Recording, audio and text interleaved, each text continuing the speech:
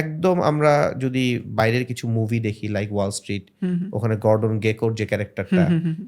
He was like that. 2009 এর শুরুতে anybody, কেউ যদি চিন্তা করতো যে আমি মার্কেটে ইনভেস্ট করবো $1,00,000 বা $10,00,000, whatever the money, any stock you pick, 2009-10 আমাদের মার্কেটে হিউজ র্যালি অ্যাপ্রিশিয়েট করবেই। হ্যাঁ, করেছে। তখন মার্কেটিং ডিপার্টমেন্টে শারিয়া নাফিস খেলতো। বেশ হ্যাঁ, হ্যাঁ, সেলিব্রিটি। হ্যাঁ। কালকে ভাইবা আজকে ডিসাইড করছি যে আমি মার্কেটিং মার্কেটিং পড়বো। নিব। আমি $100 আর্ন করেছি। এই $100 $80 আমার। বাকি $20 আমার না। বাকি $20 কার? ইভেনচুয়ালি হি এগ্রিড যে লাইক ভেঞ্চার ক্যাপিটাল মেথড, যে ইউ গিভ 50 আই 50%। মিটিং আমাকে ফেস করতে হয়েছে যেখানে the chairman of the company he was saying যে সবাই তো আসলে স্যালারি কাট করছে, we should do that. And শুরুর দিকে বিগার চ্যালেঞ্জটা থাকে দ্যাট গেইনিং দ্যাট ট্রাস্ট। এই ম্যাথটা তো আপনি চ্যাট জিপিটি বা অন্য যে কোনো আর্টিফিশিয়াল ইন্টেলিজেন্সকে যদি আপনি জিজ্ঞাসা করেন, সে অনেক ফাস্টার করতে পারবে। I will quote the word from legendary investor Howard Marks, like, don't predict, be prepared.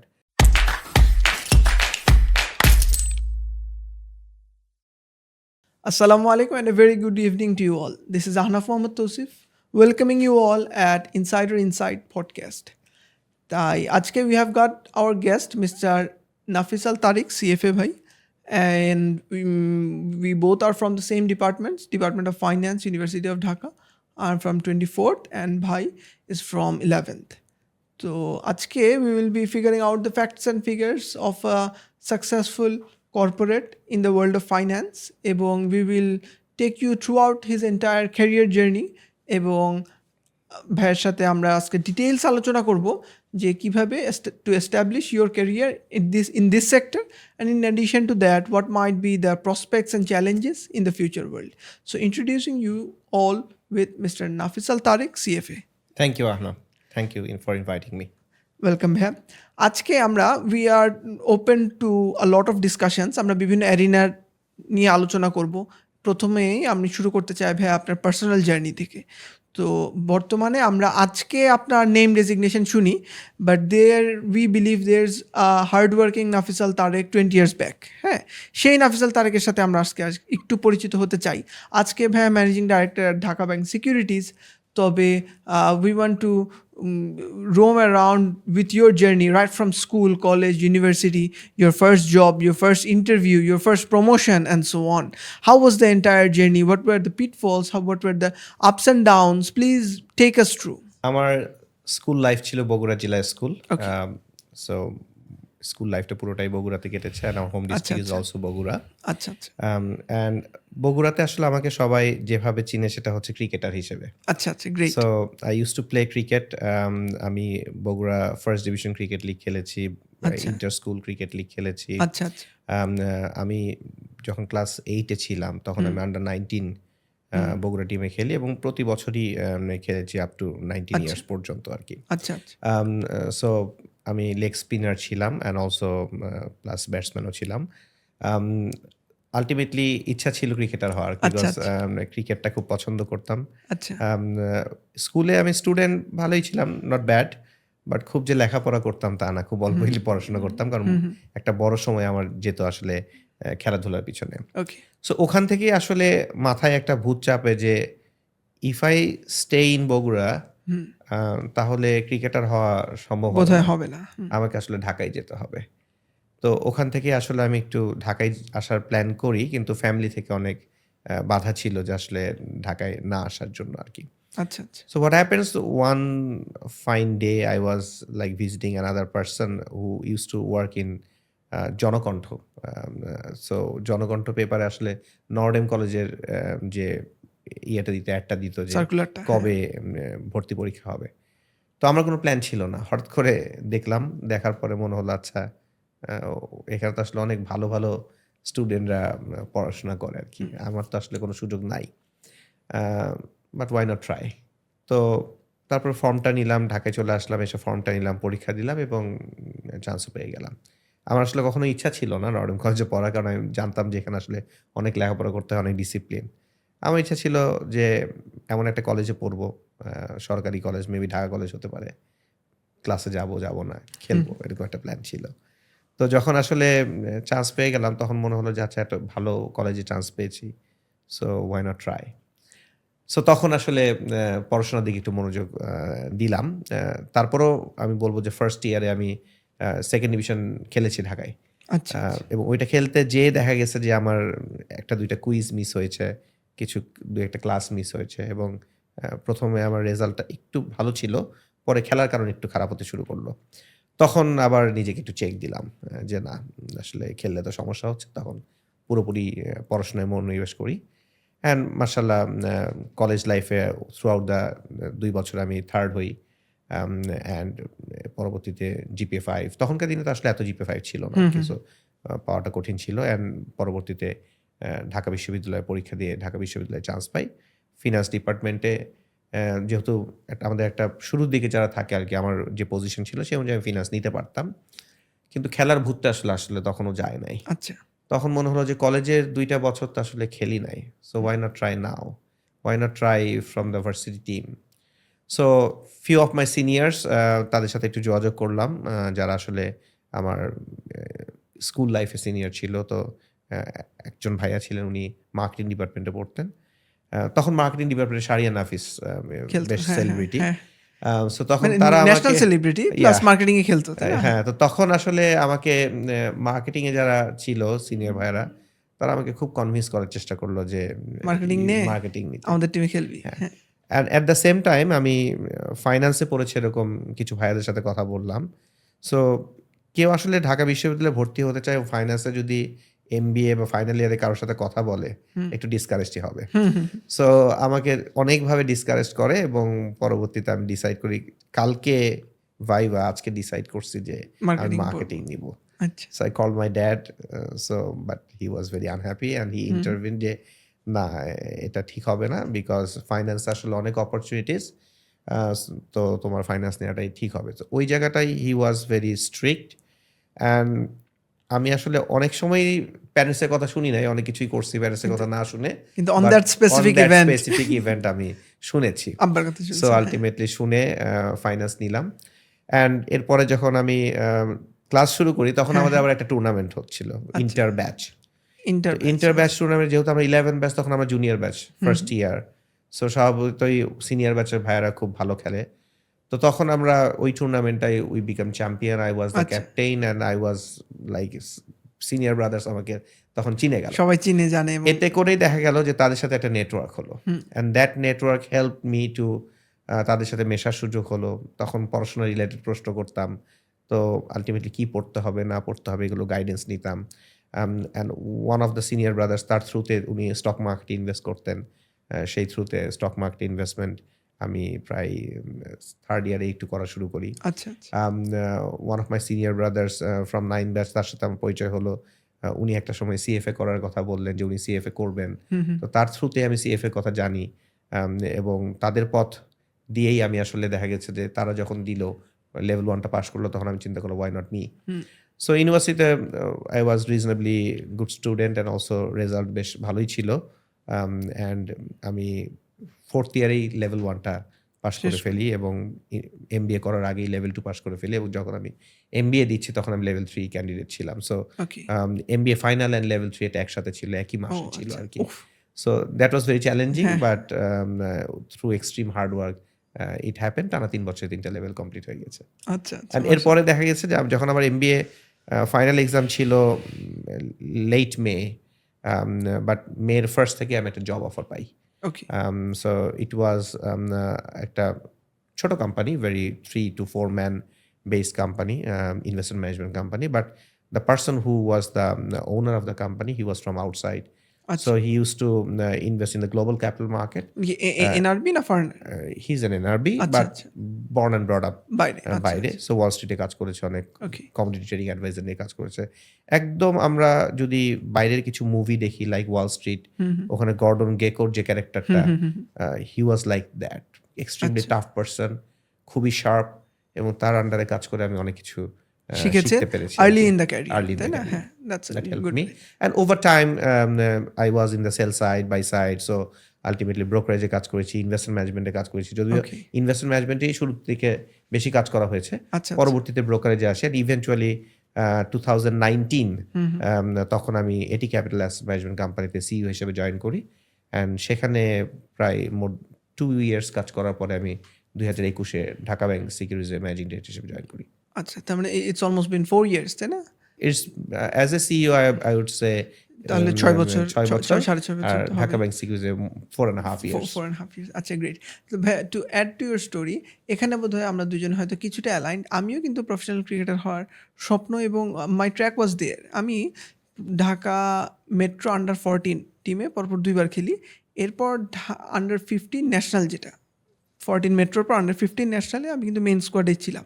এই যে এখন যেমন রাকিবুল, শামীম পাটোয়ারি, শরীফ, হৃদয়, ওদের সাথে আমি একসাথে 15 খেলেছি ব্যাক ইন 2013-14 সেশন আর কি, উইকেন্ড। তো এরপরেই আমার হলাম কি, আমি 15 খেলে আসলাম যখন, তখন আমার ম্যাট্রিক এসএসসি পরীক্ষা প্রায় 3 মাস, তখন তো পড়াশোনা। আমার বাবা, he was very strict as far as my education is concern, এবং মোটামুটি এডুকেশন, আমার একাডেমিক ক্যারিয়ার বা সাউন্ড আর কি, ভালোই বলা চলে। তো তারপরে এসএসসিতে যখন আমি ঢাকা বোর্ডে 19th হইলাম, এরপর আমি মাইলস্টোন কলেজেই পড়লাম। ওই 2 বছরও মোটামুটি বেশ ভালো ক্রিকেটই খেলেছি। তারপরে 16 মেট্রো খেললাম। এরপর 18 মেট্রো থেকে আমি বাদ পড়ে গেলাম। ওই বছর আমার ইন্টারমিডিয়েট ছিল, এবং ইন্টারমিডিয়েটের পরেই আবার কনজিকিউটিভলি ইউনিভার্সিটি অ্যাডমিশন এবং সো অন। তো এরপর সামার ডাউন দ্য লাইনে, আমার ইন্টারমিডিয়েট জাস্ট 2 মাস আগে আমাদের ওই যে 19 ন্যাশনাল ক্যাম্পে, ওইখানে আমি বাদ পড়ে গেছি। তো তারপর আমি আমার ক্রিকেটিং ক্যারিয়ারের যে কয়েকজন মেন্টর ছিল সবার সাথে কথা বললাম। তো আমি লেফট আর্ম স্পিনার ছিলাম। তো সবাই আমাকে খুব এনকারেজ করলো যে না, ঠিক আছে, you might have one bad session, এটা কোনো বিষয় না, এই একটা সিজন ভালো হয় খারাপ হয়। তো এর পরের বছর আমি ঢাকা ফার্স্ট ডিভিশনে অগ্রণী ব্যাংক টিমের সাথে ছিলাম, কিন্তু আমি তখন অনেক বয়স ছোটো, তো আমি ম্যাচ পাবো না আমি জানি। আর সব টিমেই তো 2টা লেফট আর্ম ফিক্স থাকে, আর 2টা লেফট আর্ম মোটামুটি রাখে ওরা। তো I was the 5th left arm there. আর অগ্রণী ব্যাংক তো বড় টিম, তাই আমি ম্যাচ পাবো না মোটামুটি, এটা আমি জানতাম। তো তখন আমি চিন্তা করলাম, এর চেয়ে বরং আমি সেকেন্ড ডিভিশন খেলি, যেখানে আমি মোটামুটি শিওর ম্যাচ খেলতে পারবো। অ্যাটলিস্ট 14টা ম্যাচের মধ্যে 7-8টা তো খেলতে পারবোই। তো ওই সিদ্ধান্ত নিলাম যে হ্যাঁ। তারপরে ওই 1 বছর আমি ঢাকা সেকেন্ড ডিভিশন খেললাম, ঢাকা মেরিনার্স। 1 বছর অগ্রণী ব্যাংকের টিমের সাথে ছিলাম, পরের বছর সেকেন্ড ডিভিশন খেললাম ঢাকা মেরিনার্স। তো এটা খুব হাইলি কম্পিটিটিভ থাকতো, কারণ যেই লেফট আর্মটা থাকতো, ওরা চাইতো যে লেফট আর্ম কাম অলরাউন্ডার, যে 5-6 ব্যাটিং করতে পারে এবং যে অ্যাট টাইমস ইনিংস শেষ করতে পারে। এইখানেই আসল ক্যাচটা আর কি, এমন একটা ব্যাটসম্যান যে 6-7-এ ইনিংস শেষ করতে পারবে, একটু হার্ড হিটার হবে, আবার আমাকে 8-10 ওভার বল করে দিবে, এরকম একটা চাইতো ম্যানেজমেন্ট। এইখানে আমি সেকেন্ড ইয়ার আর কোপ আপ করতে পারি নাই। আবার ওইখানে আবার 19 ন্যাশনাল ক্যাম্প থেকে বাদ পড়লাম। তখন মোটামুটি বাসায় চিন্তাভাবনা করলাম যে না, আসলে প্রফেশনাল ক্রিকেট আসলে হবে না। ইন দ্য মিন টাইম আমি ইউনিভার্সিটির ভর্তি পরীক্ষা হইলেও আমি ওই যে মেরিট লিস্টে 4th হলাম এবং ফাইন্যান্স নিলাম এবং সো অন। তবে এরপর তো ফাইন্যান্স টিমে তো খেলা হয়েছেই, ইউনিভার্সিটি টিমে এবং সো অন। তাই প্রফেশনাল ক্রিকেটের স্বপ্নটা আসলে ওইখানেই ঝরে যায়, বিশেষ করে আমাদের ক্রিকেট কাঠামোটা যেভাবে তৈরি। আপনি যদি 19 খেলেন, you get a massive rise. কিন্তু যদি আবার 19 না খেলতে পারেন, স্পটলাইট থেকে একদমই নেমে যান। তারপরে আসলে ফার্স্ট ডিভিশন বলেন, এইগুলো খেলে প্রিমিয়ার ডিভিশনে আসা, এবং পরে প্রিমিয়ার ডিভিশনে শুধু আসলেই তো হলো না, সারভাইভ করতে পারা। আমি যখন 15 খেলে আসি, মনে আছে 2 বছর পর পর আমি বিপিএল একটা টিম ছিল বরিশাল বার্নার্স, হ্যাঁ, বরিশাল বার্নার্সের নেট বোলার ছিলাম। তো তখন ওই সিজনে বরিশালে অনেক বড় বড় প্লেয়াররা খেলছে, রাভি বোপারা, তারপরে এই যে মোহাম্মদ নবী, তারপরে রাশিদ খান, ওনারা বরিশাল বার্নার্স খেলতো। এবং বরিশাল বার্নার্সে আরেকটা বড় প্লেয়ার ছিল, ও হলো গিয়ে ইংল্যান্ডের ক্যাপ্টেন ছিল, ও ইয়ান মর্গান। তো মর্গান একদিন এসে, আমি মোটামুটি একটু ভালো ইংরেজি বলতে পারতাম, ওর কথা কেউ বুঝতো না। তো প্রত্যেক দিন হোটেল থেকে যখন রওনা হইতো মিরপুর একাডেমি মাঠে, আমাকে ফোন দিত, এই তুমি আসবা। মানে আমি ওর অনেকটা ইন্টারপ্রেটার টাইপ ছিলাম। তো এভরিডে দেখা গেছে যে ও তো জাস্ট ম্যাচের 2 দিন আগে আসছে, 6টা ম্যাচ খেলেও আবার চলে যাবে, ও হাফ সিজন, ওর সাথে কন্ট্রাক্ট। তো ধরেন 11-12 দিনের প্র্যাকটিস সেশনে ও পুরা সময় আমার সাথে ছিল। তো তখন দেখা গেছে ও আমাকে অফার করছে যে তুমি চলো, আমি তোমাকে কাউন্টি একটা টিমে সুযোগ করে দিই এবং সো অন। আমাদের কিন্তু লেফট আর্ম না। এটা খুব মজার গল্প, আফসোসের গল্প এবং রোমাঞ্চকর গল্প। তো যাই হোক, মুভিং অন। এখন ভাইয়া, let's focus more into your story. Let me introduce you with your আপনার ওই যে ফার্স্ট ইন্টারভিউ এবং ফার্স্ট প্রমোশন, হ্যাঁ, এবং আপনি আমাকে এটার ধারণা দিবেন your first job and being a managing director 2019, what was the span of time, এবং আপনার প্রমোশনগুলো কিভাবে হয়েছে, এবং এরপরে হলে কি আমি ইচ প্রমোশনের একটু স্টোরিটা জানতে চাই, কারণ মানে these are the inspiring talks বা stories that I would love to portray for the next generation. First job start হয়েছে 2011 মে মাসে। ওকে, মিড 2011, তাই তো? হ্যাঁ, মিড 2011, এবং যেহেতু ওই মাসটা আমার জুনে আমার সিএফএ এক্সাম ছিল, আচ্ছা মেয়ের লাস্টে এমবিএ ফাইনাল পরীক্ষা ছিল, তো আমি বলেছিলাম যে আমি মেতে জয়েন করতে পারবো না। তো তখন সে বললো যে why not you do part time this month আচ্ছা and then from June you do full time. তো তখন আমি চিন্তা করলাম দিস এন অপরচুনিটি, কারণ এমবিএটা পরীক্ষার পরে যে আবার জব পাবো তার কি এইটার গ্যারান্টি আছে? কি guarantee? So why not take the challenge. এরপরে 2 মাস কাজ করার পরে এরপর যখন সিএফ এর রেজাল্টটা হলো, লেভেল 3 পাস করলাম, ঠিক তার আগ দিয়েই আমাকে উনি একটা প্রমোশন দেয় 2 মাসের মাথাতেই। আচ্ছা আম তো এরপরে দেখা গেছে যে আমি আসলে যেটা হয়েছে অনেক বেশি জব সুইচ করেছি। আচ্ছা ১ম জবটা আমি 2 বছর 9 মাস করি। So less than 3 years. এরপরে আমি ইস্টার্ন ব্যাংক লিমিটেডে জয়েন করি EBL ট্রেজারি ডিপার্টমেন্টে। ওখানে অ্যাসেট লায়াবিলিটি ম্যানেজমেন্টে কাজ করতাম। তো ওখানে কাজ করার সময় একটু ক্যাপিটাল মার্কেট মিস করছিলাম। বিকজ ক্যাপিটাল মার্কেটের যে একটা এক্সাইটমেন্ট, এইটা যারা আসলে ক্যাপিটাল মার্কেটে কাজ করেছে ওখান থেকে সরে গেলেও ক্যাপিটাল মার্কেট আসলে খুব একটা মানে ছাড়তে পারে না। শেষ হলেও মার্কেট তাকে ছাড়ে না। সো ওই জায়গাতে একটা এক্সাইটমেন্ট কাজ করতো। তো আচ্ছা then I got another offer from another asset management company. আচ্ছা সো 6 মাস না কমপ্লিট করেই আমি আবার জবটা চেঞ্জ করে ফেলি। মানে ইবিএল। ইবিএল। আচ্ছা তো ওই সময় অনেকেই মনে করছিল যে তুমি একটা ব্যাংক ছেড়ে দিচ্ছ। হ্যাঁ। ব্যাংক একটা ভালো ব্যাংক। এটা অনেকেই বলে যে এটা so I changed again and I joined এটি ক্যাপিটাল। ওখানে আমি ইনভেস্টমেন্ট টিমে জয়েন করি। তখন ওদের একটা নতুন ফান্ড আসে। সো সেই ফান্ডটাতে জয়েন করি। আল্টিমেটলি তো ওখানে আমি প্রথমে অ্যানালিস্ট হিসেবে কাজ করি, পরে ইনভেস্টমেন্ট ম্যানেজার হিসেবে কাজ করি। অ্যান্ড দেন আফটার 2 ইয়ার্স কাজ করার পরে আমি সিটি ব্রোকারেজে ব্যাক করি, এবং সিটি ব্রোকারেজে হেড অফ রিসার্চ হিসেবে কাজ করি, এবং মোস্টলি ইন্টারন্যাশনাল বাংলাদেশে যে ইনভেস্টররা ইনভেস্ট করে আর কি, ফরেন ইনভেস্টররা, তারা মোস্টলি ট্রেড করে 2-3টা ব্রোকারের সাথে, তার মধ্যে সিটি ব্রোকারেজ অন্যতম ছিল। এটা ভাই কত সাল? 2017 সাল। 17 সো 2017 থেকে 2019-এর থার্ড কোয়ার্টার পর্যন্ত ওখানে আমার, এবং এই সময়টা আসলে মার্কেট খুব ভালো ছিল। 2017-তে আসলে ঢাকা স্টক এক্সচেঞ্জ বেশ ভালো পারফর্ম করে। ওই সময় অনেক ফরেন ইনভেস্টমেন্ট হতো। সো ফরেন ইনভেস্টরদের সাথে কাজ করার সুযোগ হয়। তারা আসলে যখন একটা কোম্পানি নিয়ে কোয়েশ্চেন করে তখন এগুলো আমরা আনসার দিতাম। আমরা কোম্পানি কভারেজ করতাম।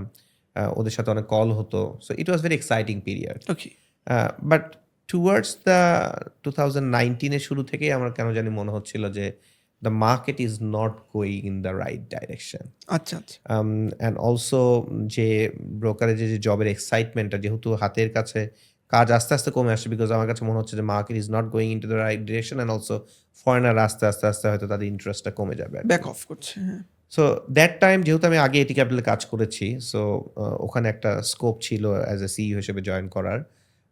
তো তখন আমি এই অপশনটা হাতে নেই এবং আমি সিইও হিসেবে জয়েন করি এটি ক্যাপিটালে 2019 সালের 19 সেপ্টেম্বরে। অ্যান্ড ওখানে কাজ করতে করতেই দেখা গেল যে 2020 সালে এসে তো একটা ধাক্কা খেলাম, কারণ 2020 সালে COVID কোভিড শুরু হয়ে গেল। তো ওই সময়টা আসলে আমাদের আসলে বেশ টাফ পিরিয়ড চলে গেছে, কারণ ওই সময় আমাদের সবাইকে অনলাইন শিফট করতে হয়। অ্যান্ড 60 ডেজ তো বোধহয় মার্কেট বন্ধ মার্কেট ছিল। 60 দিন বন্ধ ছিল। So it was very tough period. তো ওই সময়টা দেখা গেছে যে আমরা we navigated well, but later on in 2021 যখন আসলে কোভিড কিন্তু তখনও শেষ হয় নাই। তো ওই রকম সময় আমি একটা অফার পেলাম যে ঢাকা ব্যাংক সিকিউরিটিজে they are looking for a CEO. So তখন I shared my CV and participated in the interview and selected for the আচ্ছা, আচ্ছা। role. এত কম বয়সে এরকম একটা বড় ব্যাংকের সাবসিডিয়ারি প্রতিষ্ঠানে সিইও হিসেবে কাজ করা, দ্যাট টাইম মনে হয়েছে যে it was a very challenging thing. Sure but ওই সাহসটা ছিল এবং চ্যালেঞ্জটা নেই। অ্যান্ড শুরুর দিকে বেশ টাফ পিরিয়ড যায়, but at this moment this is my longest serving company because হ্যাঁ হ্যাঁ আমি তো এটাই before that বললাম। I haven't completed 3 years in a single company. But this time একদম সংকল্প করেছি যে একটা লম্বা সময় কাজ করব। 5 to 6 years Yeah. Minimum. least. আচ্ছা, তো এইখানে আমি দুইটা রেলেভেন্ট প্রশ্ন করব। এক হলো গিয়ে আপনি when the COVID had attacked the entire world, তখন তো আপনি ইউ আর দ্য সিইও, তাই না? মানে you are at the driving seat of আপনাদের এমনিতে মার্কেটে এক্সপোজার ছিল কীরকম, এবং আপনি প্রথম ধাক্কাটা কি খেলেন, এবং ওই কোভিডের ধরেন 1 থেকে 1.5 বছর তো মিনিমাম বেশ আনস্টেবল গেছে মার্কেটটা। তো ওই চ্যালেঞ্জটা আসলে being someone at the driving seat আপনি আসলে কিভাবে, how did you face the obstacles of COVID-19? এই সময়টা আসলে বেশ টাফ পিরিয়ড ছিল। সো এবং আমাদের যেহেতু স্টক মার্কেটে একটা ভালো এক্সপোজার ছিল। বাট ইউজুয়ালি আমরা যেটা করতাম, আমাদের একটা ইনভেস্টমেন্ট কমিটি মিটিং হতো, সেখানে আমরা একটা রেটিং করতাম মার্কেটকে, যে 1 থেকে 10। 10 মানে এক্সট্রিম বুলিশ, 1 মানে এক্সট্রিম বিয়ারিশ। সো লেট 2019 তখন আমাদের রেটিং অ্যারাউন্ড 6 to 7 এরকম ছিল আর কি। সো উই ওয়ার রাফলি 65 to 70% invested in the stock. Rest of the amount mostly short duration বন্ডে ছিল, কারণ তখন ইন্টারেস্ট রেট আসলে খুব বেশি কিন্তু ছিল না আর কি। কিছু এফডিআর ছিল অ্যান্ড সো অন। সো পরবর্তী যখন কোভিড আসলো, তখন আমরা শুরুতে কিছু এক্সপোজার আমাদের কমাই, বাট লেটার অন মার্কেট যখন ইজি মানি চলে আসে, because central bank started pumping money in the economy, যদিও 2 মাস তো বন্ধ ছিল, বাট যখন মার্কেট খুলে গেল উই থট যে মার্কেট পড়ে যাবে। বাট যেহেতু central bank continue to inject money in the economy, stimulus প্যাকেজগুলো, stimulus package and also worldwide এটা হচ্ছে, so market had a huge rally. So আমরা আস্তে আস্তে আসলে আমাদের এক্সপোজারটা বাড়াই, এবং 2020 এন্ডে কিন্তু মার্কেট একটা ভালো র্যালি দেয়, 2020 এবং 2021। সো ওভার টাইম আমরা দেখলাম যে মার্কেটে যেহেতু ইজি মানি আসছে, ইন্টারেস্ট রেট অনেক কমে গেছে, so we war more bullish, এবং আমাদের এক্সপোজার অ্যারাউন্ড 75 to 80% ছিল mostly on stock market. Great. এখন একটা রেলেভেন্ট প্রশ্ন করি, স্পেশালি ফর দ্য স্টুডেন্টস। আপনি তো আপনার গল্পের মাঝখানে somewhere down the line you mention যে আপনি থার্ড ইয়ারে থাকতেই একটু একটু করে স্টক মার্কেটে হয়তো ইনভেস্ট করতেন। তাহলে ধরেন আপনি থার্ড ইয়ারে ছিলেন অ্যারাউন্ড 2009-10 নাকি? 2008. 8 And it আচ্ছা। was the time, if you think like 2006 to 2008, that was a similar situation, interim because government the ছিল, government run by the army-backed government that was time. So the market wasn't doing well. Sure. Index level was around 1400-1500 that time. তাহলে ধরেন 2008-এ আপনি প্রথম আপনার stock মার্কেটে invest করলেন, আপনার ধরেন সেভিংস, তাই না, কয়েক হাজার টাকা হয়তো, বা এবং এরপর 2019-এ you became the managing director of a capital market company আর কি। তাহলে এই যে এই 10 বছরে কি আপনি মার্কেটে কি আপনার ইনভেস্টমেন্ট ছিল, নাকি আপনি আবার উঠায় ফেলছেন? So what I did in 2008, I started investing very small amount of money, অবশ্যই, because mostly আমি টিউশন করতাম, সেখান থেকে সেভ বুঝতে করে, পেরেছি। and প্যারেন্টস এর কাছ থেকে কিছু টাকা পয়সা নিয়েছিলাম আর কি। বাট যেহেতু কিছু প্যারেন্টস এর কাছ থেকে টাকা পয়সা নিয়ে কিছু ইনভেস্টমেন্ট শুরু করেছিলাম, my father was always worried কি হচ্ছে আচ্ছা না আচ্ছা হচ্ছে। আচ্ছা, মানে কন্টিনিউয়াস নকিং এর উপর Yes, রাখতো না? yes, আপনার একটা আচ্ছা, ক্লায়েন্ট যেভাবে করে, হ্যাঁ, ঠিক হ্যাঁ, একটা। মানে তো কিছুদিনের পরেই তখন বুঝতে পারি যে even if it is your parents, কারো কাছ থেকে টাকা নিয়ে ইনভেস্ট না, করা না, যাবে না। মানুষের টাকায়, it has to be your own money. তো তখন 2008-এর একদম শেষের দিকে ইলেকশন হবে, and it was quite evident who will come in the government. তো কিছুটা সিমিলার টাইপ অফ এখনকার বুঝতে সিচুয়েশনের পেরেছি। মতো। তো তখন ইনভেস্টমেন্ট করি, এবং আলটিমেটলি বেশ ভালোই লাভ হয়, বাট যেহেতু স্মল অ্যামাউন্ট অফ মানি, ভালো লাভ হলেও অ্যাবসলিউট অ্যামাউন্টে খুব একটা বেশি না। 2009-এর শুরুতে এনিবডি, কেউ যদি চিন্তা করতো যে আমি মার্কেটে ইনভেস্ট করবো 1 লক্ষ টাকা বা 10 লক্ষ টাকা, whatever the money, any stock you pick, 2009-10 আমাদের মার্কেটে হিউজ র্যালি অ্যাপ্রিশিয়েট করবেই, হ্যাঁ। করেছে। But I didn't stay in the market, ওহো, because no, I don't regret, because 2009-এ আমি ডিসাইড করি যে আমি সিএফএ লেভেল 1 পরীক্ষা দিব। আচ্ছা, তো সিএফএ লেভেল 1 পরীক্ষা দিতে যেহেতু একটা পয়সা বড় লাগে, অঙ্কের হ্যাঁ। টাকা লাগে, so what I did, I sold all the stock and invested in the human capital. আচ্ছা, আচ্ছা। সো 2009-এ লেভেল 1 পরীক্ষা দিলাম, 2010-এ লেভেল 2 দিলাম, 2011-তে লেভেল 3 দিলাম। সো 2009-এ যখন আমি ডিসাইড করছি লেভেল 1 দিব, বাসায় থেকে খুব একটা রাজি না, তার কারণ হচ্ছে যে বুঝে না হয়তো সিএফএ বিবিএ এখনো শেষ হয় নাই, এখনই কেন পরীক্ষা দিতে হবে, আরো পরে দেয়া যায় তো। তো আমার পয়েন্ট ছিল, তো আমি তো পড়ছি, আমার সিলেবাসটা প্রায় কমপ্লিট, এবং Aligned আমি তো, যদি হ্যাঁ। পাস করে ফেলে আমি একটু অ্যাহেড থাকবো। একটা হেড স্টার্ট সো সম্ভব। It was very difficult to convince my parents যে এই পরীক্ষাটার জন্য এতগুলো টাকা পয়সা দেয়া। So eventually he agreed যে like venture capital method যে you give 50 I 50%. এটা আমি অফার দিয়েছি যে you invest 50% I also. So then পরীক্ষাটা দিলাম। যখন পাস করছি তখন আমার ফাদারই ফোন করে বলছে যে নেক্সট লেভেলের জন্য কবে টাকা লাগবে আর কি। আচ্ছা হ্যাঁ So ওইটা কি level 50-50 ছিল নাকি ওইটা পুরো level 2 আর level 3 তে my parents আচ্ছা, আচ্ছা, because they have seen যে some progress. So ultimately Prospect যে আছে, কোনো হ্যাঁ, venture prospect capital আছে। firm কি হয় when you show some progress then you get investors. So like that. So 2010 এই সময় কিন্তু market was a huge rally.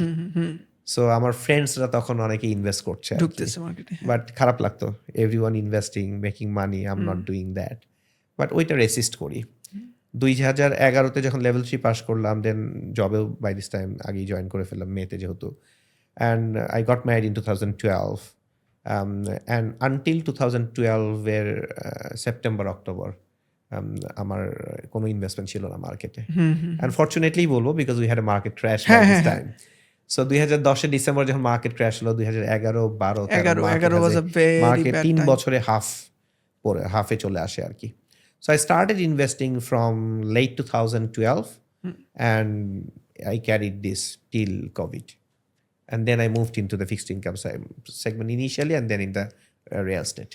আচ্ছা আচ্ছা না মানে আমার প্রশ্ন মেইন থিমটা কি যে you are very much young while investing third year boy আপনার বয়স কত 20-21 এরকমই হয়তো হবে তাই না 20-21 বছর ছেলের হাতে কয় পয়সাই বা থাকে সে তার শখ আহ্লাদ না মিটিয়ে মার্কেটে ইনভেস্ট করছে একটা সময় মার্কেট থেকে নিজেকে নিয়ে আসলেন কিন্তু এই যে আপনি আপনার ক্যারিয়ারে 8 থেকে 9 বছরের মধ্যে আপনি একটা কোম্পানির টপ ম্যানেজমেন্টের অংশ হলেন আপনার ইনভেস্টমেন্ট এক্সপিরিয়েন্স কি আপনাকে প্রফেশনাল জার্নিতে ভালো করতে সাহায্য করেছে আদৌ so what would be your advice to the next generation in this respect প্রথমে যদি বলি যে শুরুতে যখন আমি ইনভেস্টমেন্ট করি একদম একজন না অ্যামেচার বুঝেই তো ইনভেস্টর করছেন, যেভাবে হ্যাঁ, করতো novice ঠিক হিসেবে, হ্যাঁ। সেভাবেই করতাম তখন ব্রোকারেজ হাউসে যেতাম মানুষজন বলতো এর ওর শুনে শুনে ইনভেস্ট করতো বুঝতামও না স্টক ডিভিডেন্ড দিলে যে ডাইলুট হয়ে যায় এটাও তখন বুঝি না ইউনিভার্সিটিতে তখন ওই জিনিসগুলো কেবল পড়াশোনা শুরু হচ্ছে আর কি মানে এই শব্দগুলো হ্যাঁ, বাজওয়ার্ড ছিল হ্যাঁ হ্যাঁ তখনও শিখি নাই আর কি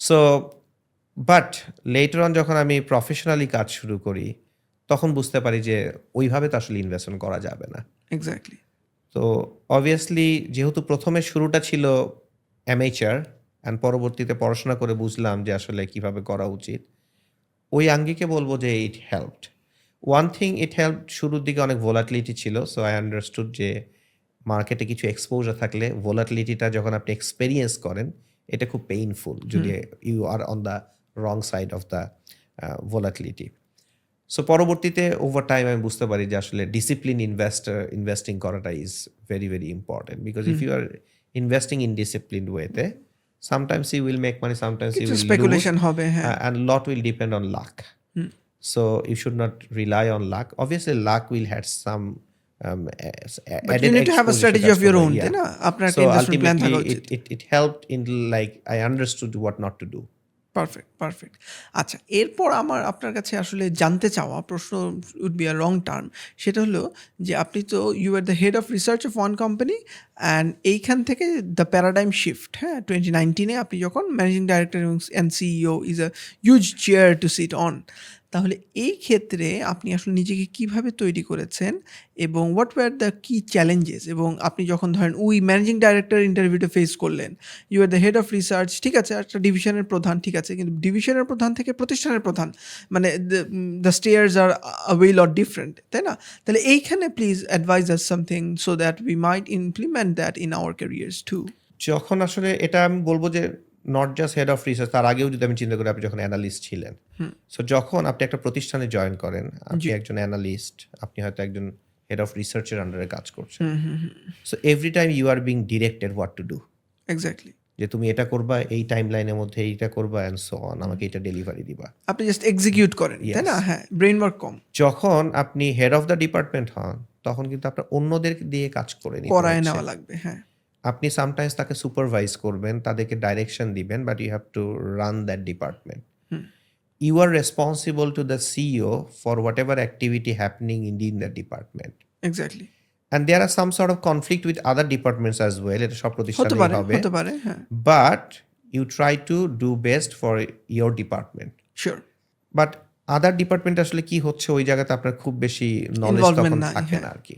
when you are working as a CEO তখন কিন্তু আপনার হোল কোম্পানির অপারেশন নিয়ে চিন্তা করতে হচ্ছে। Even if it's a small company but ফাংশনগুলো are there, so you have to report to your senior like board. The board, হ্যাঁ। So there are some companies where হয়তো একজন বা দুইজনই হয়তো বোর্ডে dominant, there are some company হয়তো multiple people বোর্ডে ডমিনেন্ট, জি। সো বোর্ডের ডাইনামিক্স ভ্যারি করে। Then you have to take responsibility of all the people.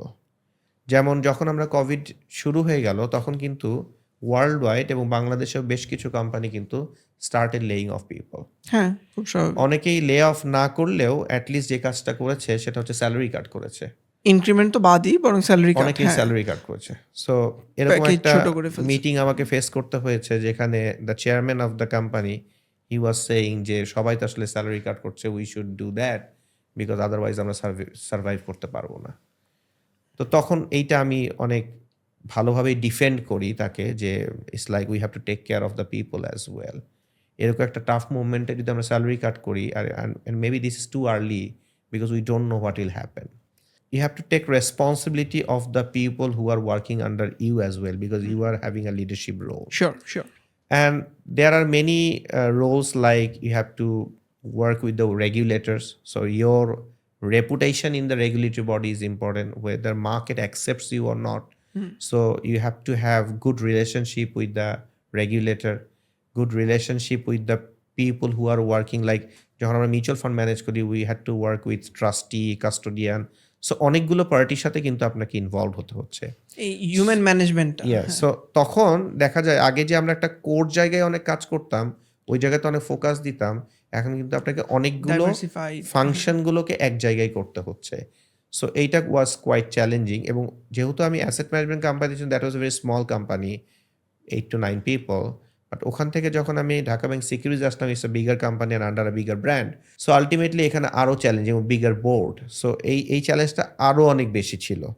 So in every আসপেক্টে আমাকে লার্ন করতে হয়েছে। Sometimes I get advice from many like seniors or peers who advised me. হয়তো কিছু কিছু ক্ষেত্রে আমি অ্যাডভাইস চেয়েছি, কিছু কিছু ক্ষেত্রে তারা নিজেরাই যেচে পড়ে অ্যাডভাইস দিয়েছে।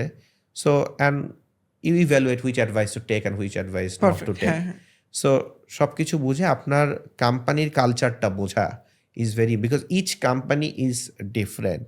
সো প্রত্যেকটা কোম্পানি কালচার কেমন ওইটা বুঝে ওই কোম্পানিতে কিভাবে আপনাকে নেভিগেট করতে হবে, দ্যাটস আ রিয়েল চ্যালেঞ্জ। এবং এটা মানে self learning is the best method, তাই না? আপনি যত তাড়াতাড়ি ইউ আর অ্যাডাপ্টেবল, সেক্ষেত্রে you are always one step ahead.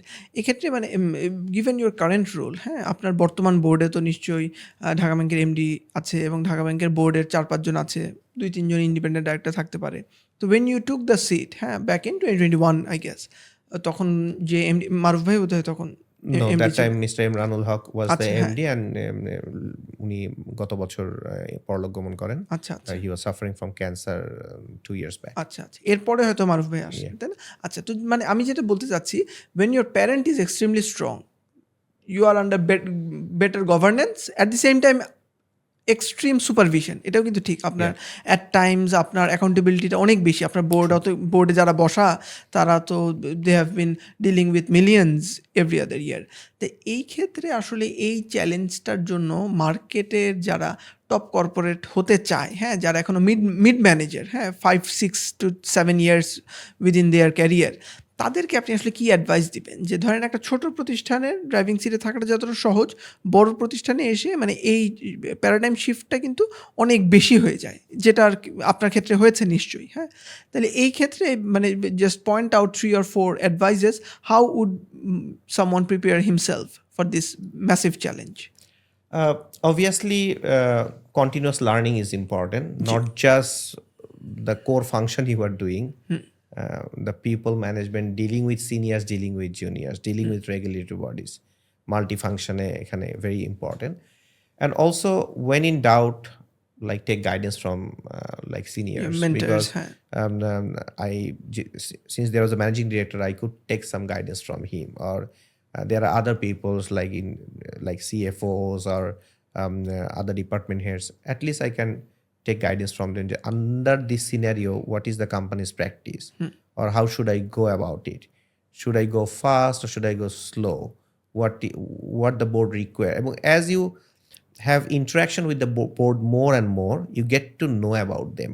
each person, each Each person. individuals in the board. তাদের সাথে ডিল করতে করতে একটা কাজের ধরন তারা আপনাকে ওয়াচ করবে, আর আপনি তাদের সাথে কাজ করতে করতে আপনি বুঝবেন যে ওনারা কিভাবে কি চাচ্ছে। চাচ্ছে, হ্যাঁ। So as you deal more and more you get to know মোর।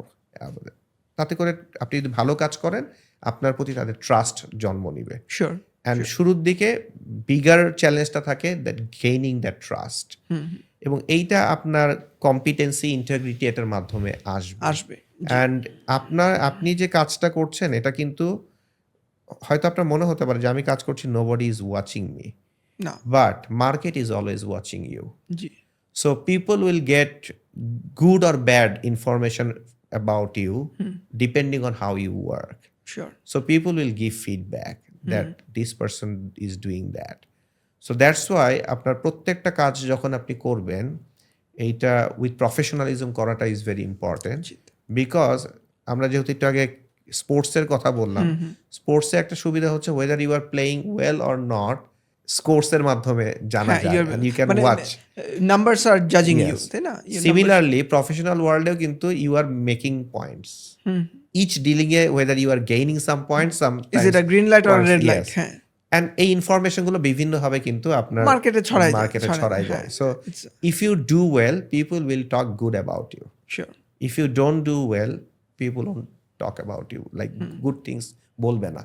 হ্যাঁ। So that's why প্রতিটা কাজ যত্নের সাহায্যে করাটা, উইথ প্রফেশনালিজম, উইথ ইন্টিগ্রিটি করাটা is very important. Thank you. আচ্ছা ভাই, এখন আমি একটু ফোকাস করতে চাই মোর টুয়ার্ডস দ্য রেগুলেটর্স। হ্যাঁ, you have been dealing with the regulators, if I even exclude first 4 to 5 years of your career, last 10 years তো আপনার রেগুলেটরের সাথে উঠা বসা আছে, আর এবং এখন you are having one on one relations with BSEC এবং বিবি অ্যাট টাইমস। তাহলে এই ক্ষেত্রে আপনি আমাদেরকে একটু বলেন যে from the regulators point of view তাদের অনেক লিমিটেশনস আছে, এটা তো আমরা বুঝি। Market itself unstable, it's more or less control by the oligarchs, quote unquote, ঠিক আছে। তবে এর মধ্যে থেকেও হ্যাঁ, আমি কিন্তু মার্কেটে এমন অনেককে চিনি এবং দেখেছি যারা রেগুলেটরসের সাথে ভালো সম্পর্ক রেখে অনেক ethical ground they are making money out of the market. তো এই ক্ষেত্রে আপনি আমাকে একটা বা দুইটা স্ট্র্যাটেজি শিখান which would help me to be more consistent and consignant with the regulators throughout the 10 to 15 years যদি কেউ একটা কোম্পানির ড্রাইভিং সিটে থাকে, সেক্ষেত্রে সে তার রেগুলেটরকে আসলে কিভাবে ম্যানেজ করে চলা, বলতে বাংলায় আমরা যে শব্দটা ব্যবহার করি, রেগুলেটরকে ম্যানেজ করে চলার আসলে সিক্রেটটা কি? আই থিঙ্ক আমি বলবো যে it's like be professional, because আপনার সাথে আপনার রেগুলেটরের সম্পর্কটা কিন্তু প্রফেশনাল। দেয়ার আর কেসেস যে আপনি হয়তো কোনো একটা কাজ করলেন, রেগুলেটরি বডি আপনার সম্পর্কে হয়তো কোনো ইনফরমেশন জানতে চাইলো, অথবা কিছু রিপোর্টিং রিকোয়ারমেন্টস থাকে। আচ্ছা, সো আপনি যদি আপনার কাজগুলো ঠিকভাবে করেন, রেগুলেটরের কাছে কিন্তু খুব বেশি যাওয়ার দরকার পড়ে না। তো আলটিমেটলি আপনি আসলে রেগুলেটরের কাছে তো আপনি কোনো ফেভার চান না, আপনার কিছু রিপোর্টিং রিকোয়ারমেন্ট আছে দ্যাট ইউ ডু। রেগুলেটরের কাছে কোনো বিষয়ে হয়তো আপনি একটা অ্যাপ্রুভাল পেতে চান, যে কোনো একটা নতুন জিনিস নিয়ে কাজ করছেন, তখন তাদেরকে অনেক কিছু বুঝাতে হয়। যেহেতু আমরা ব্রোকারেজে কমপ্লায়েন্স রিলেটেড অনেক কাজ আমরা করে থাকি, তো কমপ্লায়েন্স রিলেটেড অনুযায়ী রেগুলেটরের সাথে বেশ কিছু আমাদের কাজ করতে হয়। আরও একটু ক্লোজলি রেগুলেটরদের সাথে কাজ করতে হয় যারা আসলে ইনভেস্টমেন্ট ব্যাংকিংয়ে কাজ করে। এক্স্যাক্টলি, কারণ যারা ইনভেস্টমেন্ট ব্যাংকিংয়ে কাজ করে তাদের হয়তো একটা নতুন ইস্যু নিয়ে আসছে, তো সেটা নিয়ে তাদের রেগুলেটরি বলতে বিসেক, বাংলাদেশ ব্যাংক দুইটাকেই ম্যানেজ করে করতে হয় আর কি। আবার যেহেতু আমরা একদিকে ক্যাপিটাল মার্কেট প্রতিষ্ঠান বিসেকের আন্ডারে, আবার অ্যাট দ্য সেম টাইম আমরা যেহেতু একটা ব্যাংকের আন্ডারে, সো মানে হ্যাঁ, বাংলাদেশ ব্যাংকেরও বেশ কিছু রেগুলেশনস থাকে অ্যাট টাইমস মিনিস্ট্রি অফ ফাইন্যান্সেরও কিছু ওভারলুক। আলটিমেটলি এরকম কোনো চ্যালেঞ্জেস পাই নাই যে ক্ষেত্রে রেগুলেটরকে ম্যানেজ করতে হয়েছে। আচ্ছা, so but reporting requirements and all this thing এগুলো মাঝে মাঝেই থাকে, কিছু কোয়ারিজ থাকে এগুলো, বা অনেক সময় আমাদের ক্লায়েন্টদের কোয়ারিজ থাকে। Time to time we get call and we deal with very professionally. So I think if you maintain professionalism dealing with regulators, if you maintain that professionalism, good relationship, good rapport, professional relationshipটা যদি maintain করেন, I think that's enough.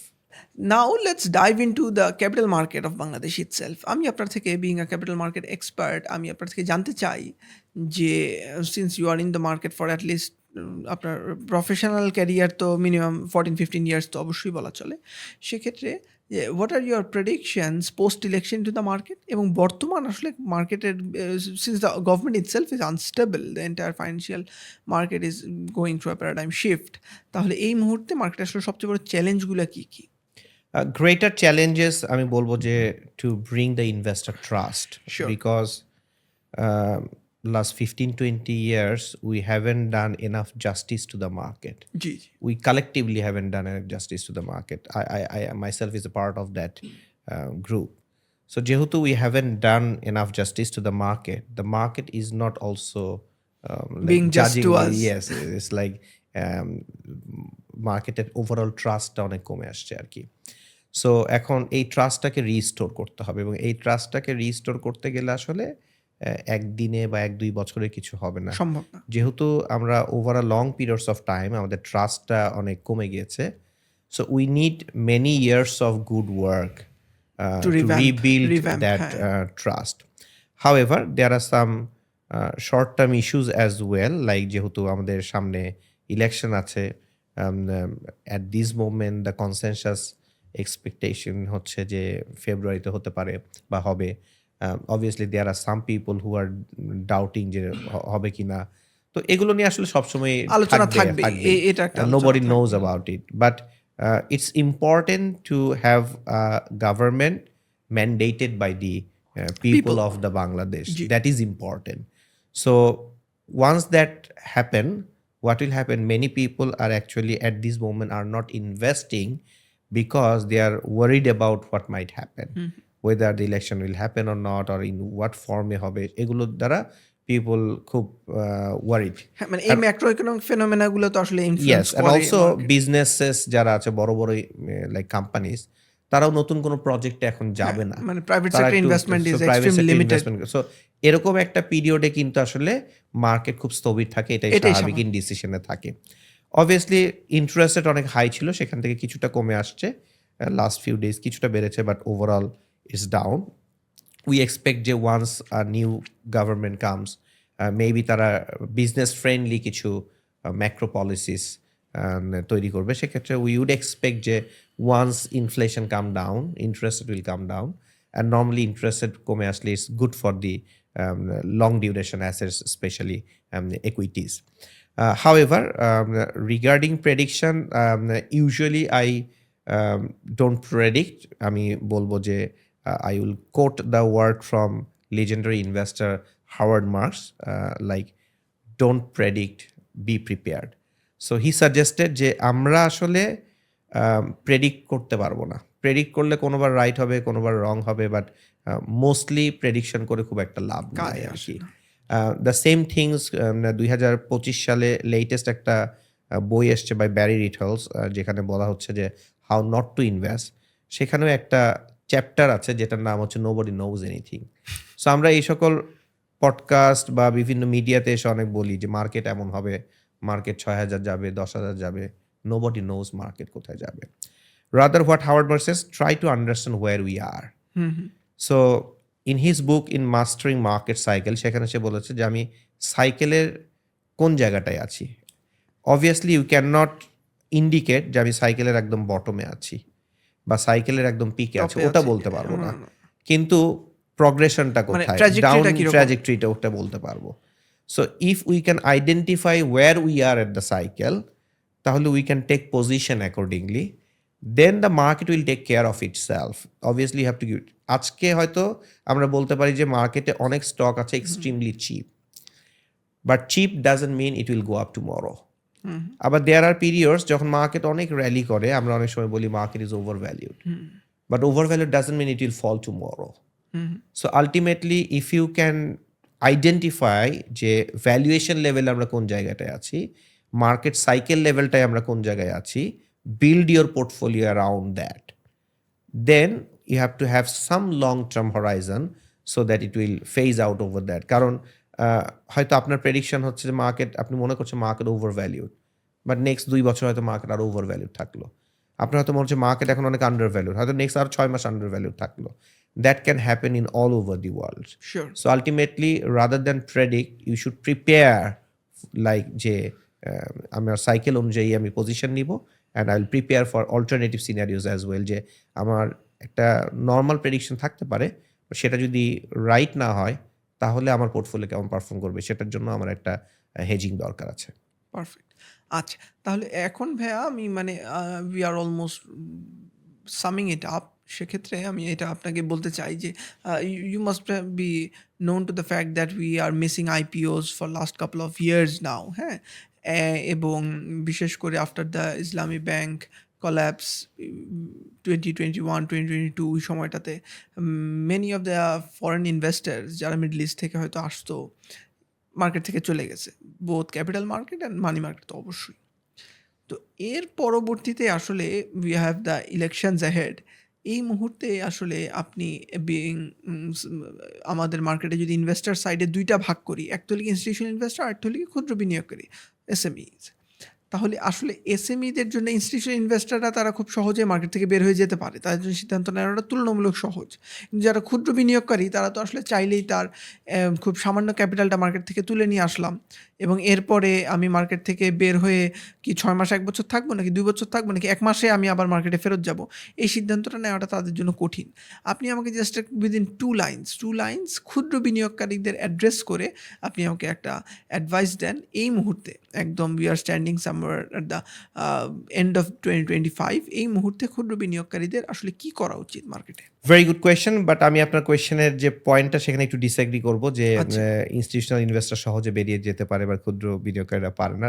I think it's the other way other way round, হ্যাঁ। because institutional investors, if they have 300-400 crore taka or 500 crore taka in the market, they cannot get out in this market because our তাও ঠিক। market is extremely liquid. So most of the time আপনাকে investor থাকতে হয়। আপনি মনে করছেন market হয়তো পড়ে যাবে, আপনি বের হতে পারেন খুব না, বেশি কিছু করার বিকজ থাকে না। লিকুইডিটি নাই। সো একটা বড় পোর্টফোলিও যখন আপনি ম্যানেজ করছেন, you can not in and out easily. কিন্তু যারা স্মল ইনভেস্টার্স, অল্প অ্যামাউন্ট অফ ইনভেস্টমেন্ট, তারা কিন্তু খুব ইজিলি ইন করতে পারে, তার বা out লিকুইডিটি করতে ভালো পারে। থাকে মোটামুটি। সমস্যাটা কোথায়? সমস্যাটা হচ্ছে if you are not knowledgeable enough about investment, তাহলে আপনি কখন বুঝবেন যে কোন সময়টায় আপনার investment weight in the equity বাড়াতে হবে, কখন কমাতে হবে, এই জায়গাটায় আপনার ল্যাকিংস থাকবে। যাদের আসলে এই ল্যাকিংসটা আছে তাদের জন্য আমি বলবো যে best way to find some good quality asset managers or merchant ব্যাংকের পোর্টফোলিও ম্যানেজার, যারা ভালো পোর্টফোলিও ম্যানেজ করে, যাদের ভালো টিম আছে, give the responsibility to them, pay some fees and get your fund managed by them. Don't try it by yourself. আর আপনি যদি মনে করেন যে না, you have good understanding about the market, you are knowledgeable person, then maybe you can try to do by yourself. So ক্ষুদ্র বিনিয়োগকারীদের জন্য বলবো যে বেস্ট স্ট্র্যাটেজি হচ্ছে মিউচুয়াল ফান্ডস। ইনফ্যাক্ট আপনি আরেকটা কাজ করতে পারেন, যা অনেকেই আসলে চায় নিজের টাকাটা নিজে ম্যানেজ করতে, এটা একটা বায়াস কাজ করে অনেকের মধ্যে। সেক্ষেত্রে আপনি একটা কাজ করতে পারেন যে ডিভাইড ইওর মানি, লাইক 50 টাকা আপনি মিউচুয়াল ফান্ডের মাধ্যমে করেন, 50 টাকা আপনি নিজে করেন, and then see the performance 2 years down the line, let's compare. If you see যে you are not doing well, then why you try, because it's your money. হ্যাঁ, হ্যাঁ। এবং এখানে রিস্ক অ্যাপিটাইটটাও একটা বেশি, মানে how much loss can I afford জি। ফর মাইসেলফ, তাই না? তো যে যতটুকু এফোর্ড করতে পারি ওইটা হয়তো আমি নিজের কাছে রাখলাম। True. যেখানে when I want to play safe, let's just get it into the hands of an institution. Perfect.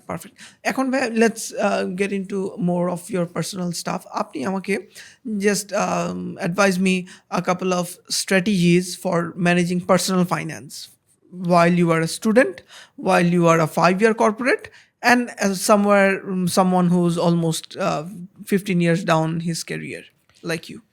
Obviously for someone who is student, তার জন্য তো কঠিন, বিকজ তার বাজেটটা অবশ্যই। খুব লিমিটেড থাকে এবং ফোকাসটাও থাকে mostly like education cost, personal cost, এগুলো। তখন চলাফেরার আসলে খরচ, হ্যাঁ। ইনভেস্টমেন্ট নিয়ে খুব একটা ফোকাস করার আসলে সুযোগ দরকার হয় নাই। না বাংলাদেশে। বাট কারো যদি কিছু সারপ্লাস মানি থাকে, সেটা দিয়ে সে লার্ন করার জন্য কিছু অ্যামাউন্ট ইনভেস্টমেন্ট করতে পারে, যেমন আমি কিছুটা করেছিলাম আর কি। But once you are in the like job market, once you started earning, কিছু savings আছে, disposable then savings my আছে। suggestion is to first save at least 20% of your income. So pay yourself first, like you get 100 টাকা, 20 টাকা আপনার investment অ্যাকাউন্টে পাঠিয়ে দেন। বাকি 80 টাকা আপনি খরচ করেন।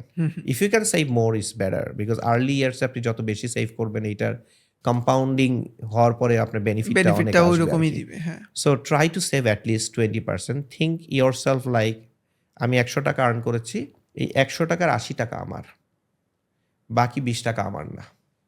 বাকি 20 টাকা কার? বাকি 20 টাকা আমার ফিউচার সেলফের। Exactly that's the term I am so expecting. Ultimately আমার ফিউচার সেলফের জন্য আমি বাকি 20 টাকা রেখে দিলাম এবং সেটা আমি ইনভেস্টমেন্ট করলাম। একদম শুরুতে আপনি হয়তো কিছু লং টার্ম ডিপিএস করতে পারেন খুব ভালো ব্যাংকে। এখন যেমন অনেক ব্যাংকেই কিন্তু 9.5% আপনি লং টার্মে ডিপিএস করতে পারবেন। আচ্ছা। সো আপনি যদি লং টার্মের জন্য একদম লকড হয়ে গেলেন নিজে, তাহলে এটা একটা ভালো। You can do some SIP, systematic investment plan with some mutual funds অথবা মার্চেন্ট ব্যাংকের portfolio, and then you can invest some in like fixed income mutual funds অথবা হতে equity পারে এগুলো এই করতে টাইপের পারেন। ছোট। But try to compound that savings over long periods of time, at least 10%. So if you can do that over 30-40 years, it will do magic for you. মানে এই কম্পাউন্ডিং বেনিফিটটা যখন আমি পাওয়া শুরু করব, জি। হ্যাঁ, that would be something massive. Yes. এবং মিডল এজে Yes. সামার আমি যখন 40-45 হব তখন আর কি, তাই না? থ্যাংক ইউ ভাই। এই মুহূর্তে আমি জাস্ট আপনার থেকে একটা 30 সেকেন্ডস একটা কুইক অ্যান্সার চাই, যে জিনিসটা মার্কেটে এখন খুব বেশি vigilant. We have seen massive growth in the gold market এবং we are perhaps going to witness the decline also. হ্যাঁ, তাহলে বাংলাদেশের পার্সপেক্টিভে ক্যাপিটাল মার্কেটের এই অবস্থা, মানুষের ডিসপোজেবল ইনকামই given last 2 years we are having a decline in the economy, disposable income খুব কমে গিয়েছে। হ্যাঁ, middle class is turning into lower middle class is living almost hand to mouth. তাই এই ক্ষেত্রে ডিসপোজেবল ইনকাম কম এবং we R seeing the global rise of gold prices, তাই না? এই ক্ষেত্রে আসলে গোল্ড এক্সট্রিমলি স্পেকুলেটিভ বলা যায়, ভোলাটাইল বলা যায়, কিন্তু এই মার্কেটে আবার লিকুইডিটিও বেশি, মানুষ কিন্তু কিনছে বিক্রি করছে।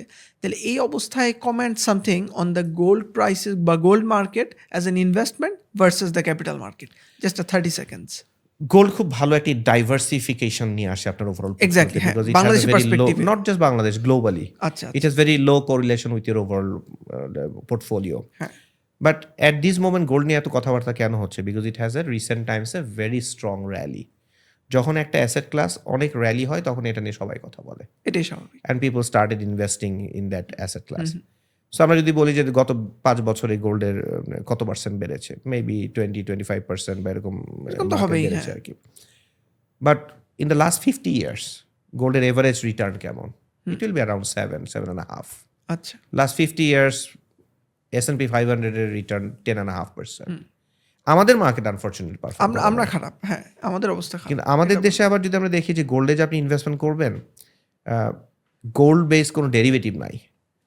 কথা হচ্ছে চট্টগ্রাম স্টক এক্সচেঞ্জে হয়তো হবে, এখন পর্যন্ত নাই। কিছু নাই। সো আপনি যে করবেন তাহলে আপনাকে গোল্ড বার কিনতে হবে, দেন এটাকে স্টোর করতে হবে, দেন আপনার হয়তো ব্যাংকের লকারে রাখতে হবে বা আপনার বাসায় রাখতে হবে, সেক্ষেত্রে অনেক রিস্ক একটা আছে। সিকিউরিটি ইস্যু আছে। সো গোল্ডে ইনভেস্টমেন্ট করার মতো as a investment, not কনসামশন, as an investment আসলে ওরকম কোনো প্রোডাক্ট এখন পর্যন্ত তৈরি হয় নাই যেখানে কিন্তু আমরা করতে পারি আর কি। তারপরেও there are some OTC market for golds, people are doing it, and ওই মার্কেটগুলো ভেরি লিকুইড। বাট যেহেতু এটা not under a regulatory body, তাই there's always a amount of risk involved in it, তাই So না? if you do that, then take the risk knowing that there are some risks. হ্যাঁ, ঠিক আছে, perfect. আচ্ছা ভাই, এখন I want to focus on personal development. Just suggest me couple of books which you are more profoundly introduced to, যেগুলো আপনার personal ডেভেলপমেন্টে massive একটা influence করেছে এবং আপনার আসলে বই পড়ার অভ্যাসটার থেকে আমরা this generation we are way lot behind, এটা স্বীকার করতে হবে। আমাদের বই পড়ার অভ্যাস থেকে আমরা প্রচণ্ড সরে এসেছি। এখন আমরা we are more incline towards একটু পডকাস্ট শুনে ফেলি অথবা একটু অডিও বুক শুনে ফেলি, অথবা আমি যেটা করি আসলে স্বীকার করাই লাগবে যে বুকের সামারি ইউটিউবে পাওয়া যায়। হাঁটতে ফিরতে অফিসে যাওয়ার পথে বা ফেরার পথে একটা 15 মিনিটের summary, all that you can learn within a 15 years video. হ্যাঁ, তখন চিন্তা করি এক সপ্তাহ ধরে বইটা কেন পড়বো, এর চেয়ে 15 মিনিটের শুনে ফেলি। তো এরকম কিছু বই আমাদেরকে একটু সাজেস্ট করেন for personal development, specially in the field of finance, তবে এটার বাইরেও হতে পারে। It will be difficult to suggest 2 books because genre-wise books differ. অবশ্যই, তা তো অবশ্যই। So if it's in the investment related, তাহলে my top two favorite will be The Intelligent Investor by আচ্ছা। Benjamin Graham, and obviously you read the latest version because the latest version is super good. Okay. And because that has a lot of commentary with the latest market development. And the second one is The Most Important Thing by Howard Marks. These are the top two favorite. Okay. If you read in other genres like valuations or investment analysis, my favorite is Narrative and Numbers by Aswad Damodaran. Then you have a lot of other books in other genres like market or risk management, for example, or statistics. In the field of risk or statistics, I would say Against the Guard. Then the book name is by probably Alliance Bernstein. Then you have Nassim Nicholas Taleb's সবগুলো বই আমি পড়তে বলবো, fooled by randomness, black swan, antifragile and the skin in the game. You have certain books under behavioral finance, especially my favorite number one book is Thinking Fast and Slow by Daniel Kahneman. And since we talked a lot about career development and many different aspects in this podcast, one book I suggest everyone should read, আচ্ছা। whether they are in the investment field or in other jobs or not, whatever, 48 Laws of Power. আচ্ছা, আচ্ছা। হ্যাঁ, না এটা শুনেছি এবং এটার মানে আমি একাধিক অডিও বুকও শুনেছি এটার। তো আচ্ছা, we are almost summing our today's conversation.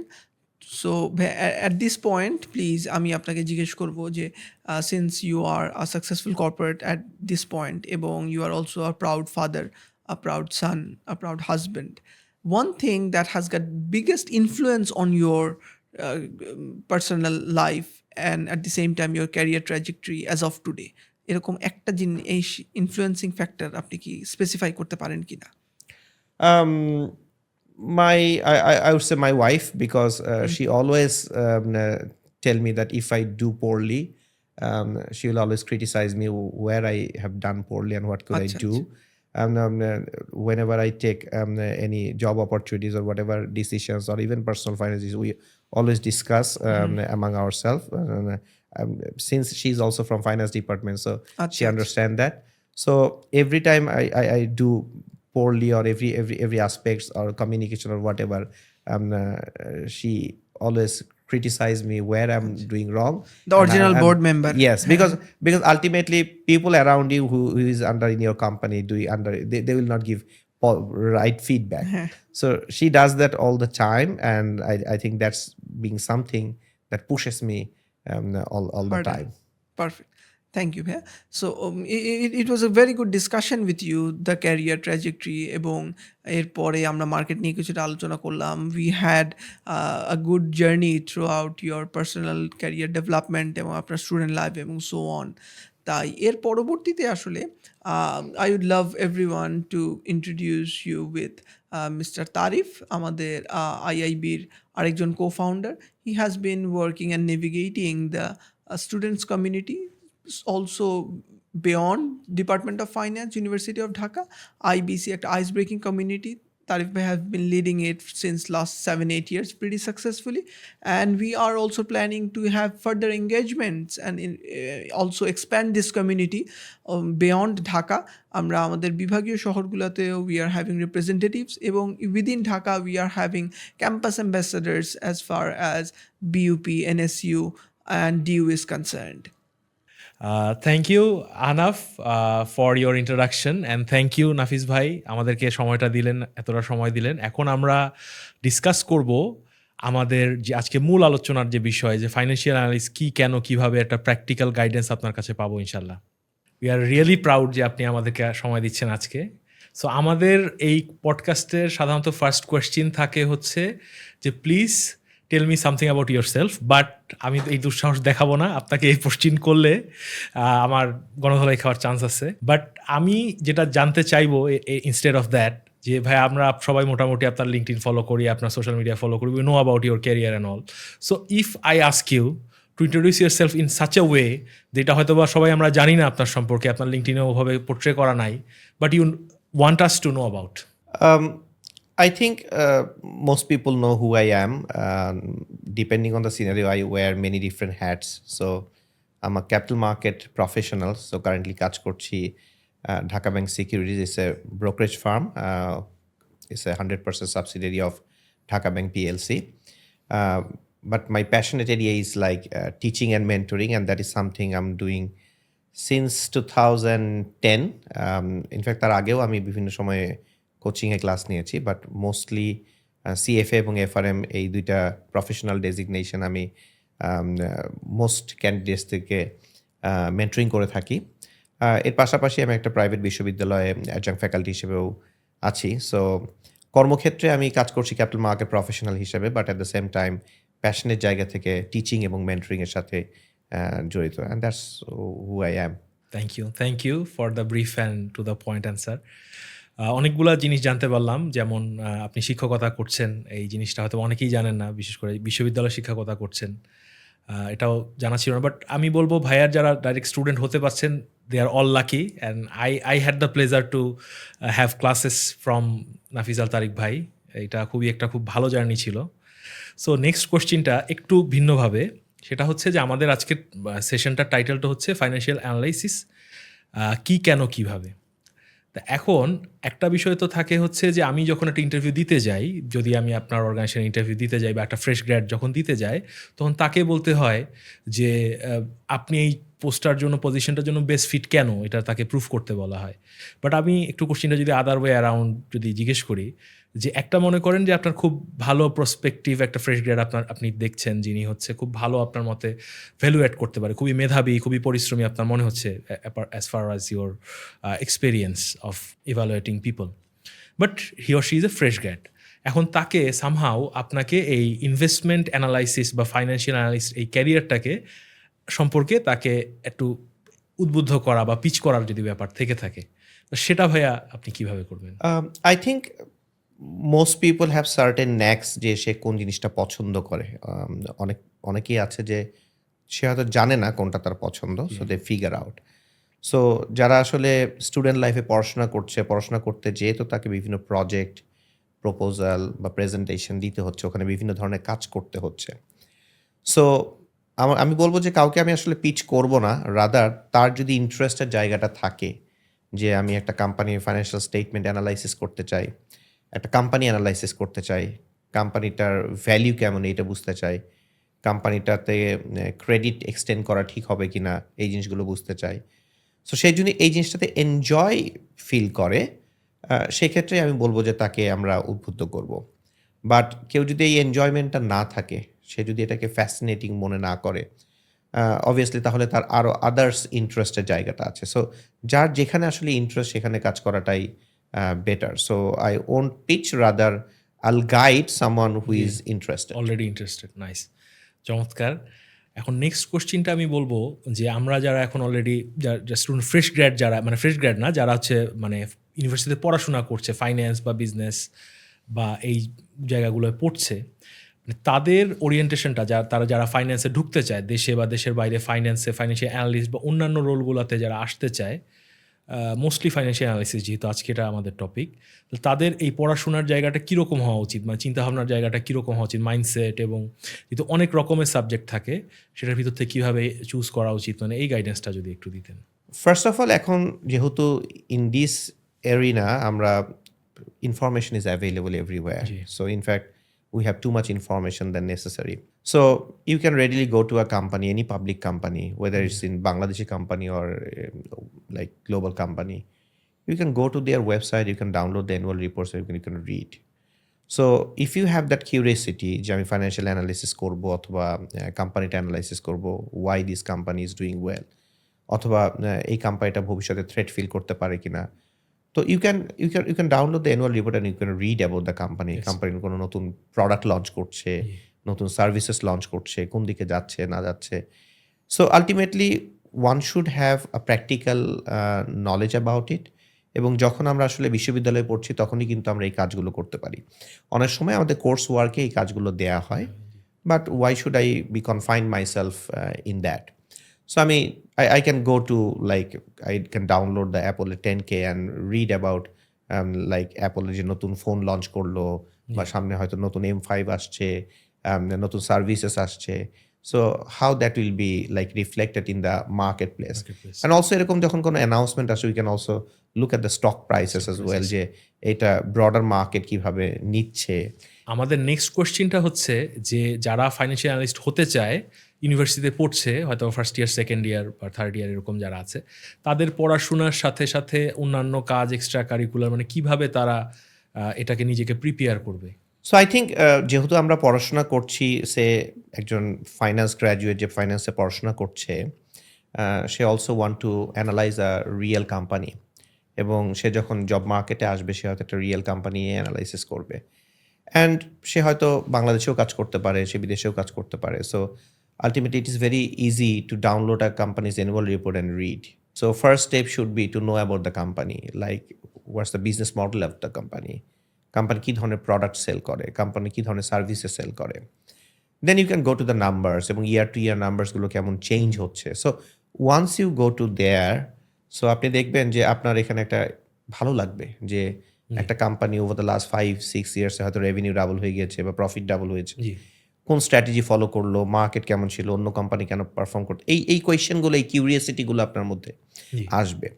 And also you can go to like the global companies, যে কোনো আপনি ফরেন কোম্পানি নিতে পারেন, এবং তাদের জি। ইনফরমেশনগুলো very very much available. Available, in fact yes. তারা তো কোয়ার্টারলি বেসিসে আর্নিংস কল করে, সেগুলোরও দেখা যায় যে আপনার স্ক্রিপ্টসগুলো থাকে। জি, তো সেগুলো আপনি পড়তে পারেন। আবার যেই কোম্পানিগুলো ভেরি ওয়াইডলি ফলোড, সেগুলোকে আবার অনেক বিভিন্ন অ্যানালিস্টরা বিভিন্নভাবে অ্যানালাইসিস করে জি, থাকে, জি, সেগুলো আপনি পড়তে পারেন জি। To see the language, to see Yes. The write up, যে এগুলো কিভাবে লেখা হয়। জি, সো আলটিমেটলি এগুলো পড়তে পড়তে, এবং আপনি you can try something and you can like publish something on your own as well. yes. Obviously at a very minimum প্রথম দিকে এটা অ্যামেচারিশ জি। হবে, but as you do more and more and more, আপনার এই অ্যানালাইসিসগুলো এবং right আপগুলো অনেক ভালো হবে আর কি। Yes. সো আমার মনে হয় যে সাম প্র্যাকটিক্যাল কোম্পানি যদি আমি অ্যানালাইসিস করি, রাদার দ্যান আমাদের বইতে যে এক্সাম্পলগুলো থাকে, Example-গুলো, জি। পরীক্ষায় আসে, আমরা পরীক্ষায় পারফর্ম করার চেষ্টা করি, এর পাশাপাশি আমি একটা রিয়েল কোম্পানি নিয়ে কাজ করতে পারি, এবং as you do this more and more, জি। সো আপনার এই জিনিসটা অনেক ইমপ্রুভড হবে। চমৎকার, চমৎকার ভাইয়া। এরকম এখন তো সম্ভবত অনেক মানে পোর্টফোলিও, যেটা ভার্চুয়াল পোর্টফোলিও বানানোর সুযোগ আছে, যে বাংলাদেশে এবং ইন্টারন্যাশনাল মার্কেটে ইনভেস্টোপিডিয়া বা এরকম অনেক টুলস আছে যেখানে আমি অন্য টাকা ইনভেস্ট না করেই একটা পোর্টফোলিও বানাতে পারি এবং দেখতে পারি ওভার দ্য ইয়ার বা ওভার দ্য এক্সপিরিয়েন্স এটা কীরকম পারফর্ম করছে। এই সুযোগগুলো তো আছে। জি।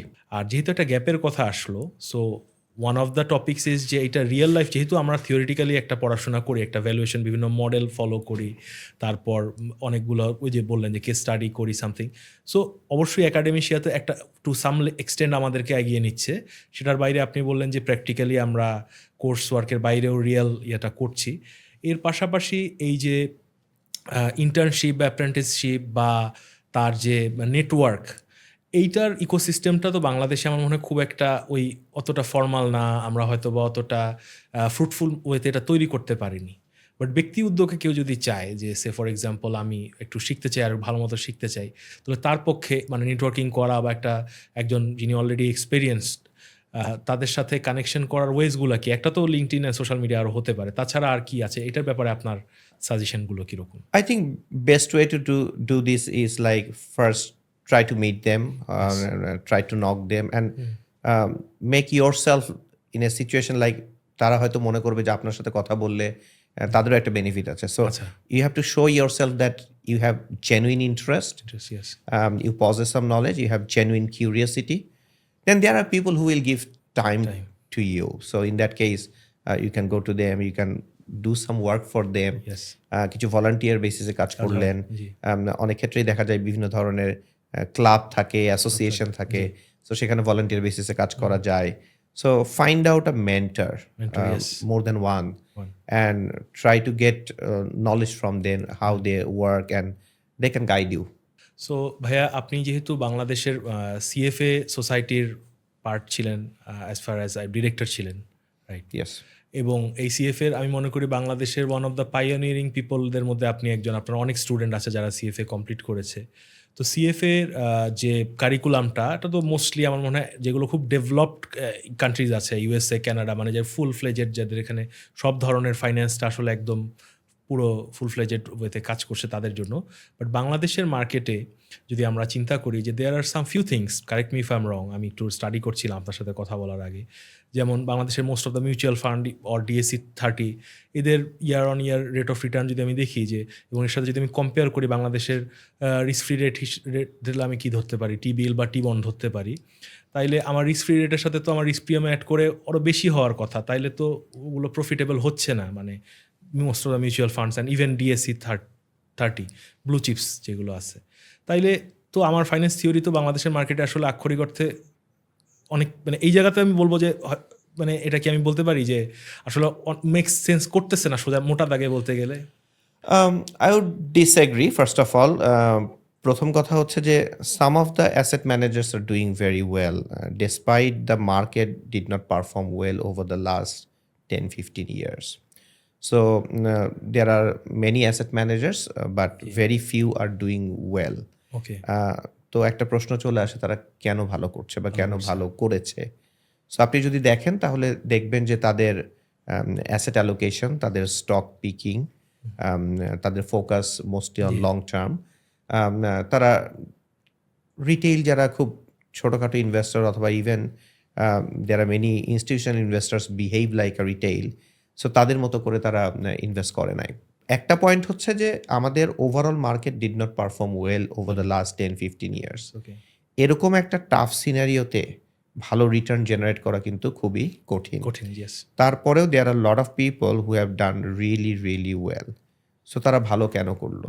Definitely they picked very good companies, yes, allocated greater weight in companies যারা ভালো করেছে বা করবে। যখন হয়তো ইন্টারেস্ট রেট আপ ছিল তখন তারা হয়তো একটু বেশি অ্যালোকেশন করেছে ফিক্সড ইনকাম সিকিউরিটিজে। যখন হয়তো interest rate low, capital market ভালো করেছে, সেখানে তারা ওভারওয়েট করেছে। And that's the job of a fund managers. It's like you have to have some idea about it যে ক্যাপিটাল মার্কেটটা এখন কোথায় আছে, পরবর্তীতে কোন দিকে যেতে পারে, সেই অনুযায়ী আমার অ্যাসেট অ্যালোকেশন কেমন হবে, and within that asset allocation আমার সিকিউরিটি সিলেকশন কেমন হবে। সো ওই জায়গাতে মোটা দাগে অনেকেই বলে যে ফাইন্যান্স থিওরি বা গ্লোবাল মার্কেটে যেগুলো কাজ করে এগুলো বাংলাদেশে কাজ করে না। কথাটা একটু ভুল। রাদার আমি বলবো যে এই বক্তব্যটা দেওয়ার পিছনে কিছু ল্যাক অফ নলেজও কাজ করে আর কি। সো আলটিমেটলি অবভিয়াসলি আমরা যদি থিওরিটিক্যালি দেখি অ্যান্ড প্র্যাকটিস, গ্লোবালি বলেন বাংলাদেশে বলেন, সব জায়গায় থিওরি এবং প্র্যাকটিসের মধ্যে কিছু পার্থক্য থাকবে। বিকজ একটা থিওরি তো অনেকগুলো অ্যাসাম্পশনের উপর বেস করে প্রতিষ্ঠিত। ইন রিয়ালিটিতে সেই অ্যাসাম্পশনগুলোকে রিল্যাক্স করতে হয়। So by reading the actual market environment এবং what you know, you can like fine tune yourself. So ওই জায়গাতে দক্ষতা এবং experience matters. So there are lot of good investors who have done well over the past. So আপনার যে পয়েন্টটা যে একেবারেই কাজ করছে না, সেটাকে আমি একটু ডিসএগ্রি করবো। নাইস, চমৎকার ভাইয়া। মানে এই কোশ্চিনটার অ্যান্সারটা মানে আমি পেয়েছি খুব চমৎকারভাবে, কারণ যদি একেবারেই কাজ করতো না তাহলে তো এতগুলো কোম্পানি আমাদের কাজ চলতেছে, এবং আমার মনে হয় এনবিএফআই যদি শুধু বলি যে they are like more then how many number, around 100 অথবা এরকম তো হতে পারে আমাদের যে কোম্পানিগুলো আছে এই সেক্টরে কাজ করতেছে। So there thousands of people are working. So আসলে কীভাবে হচ্ছে বিষয়টা।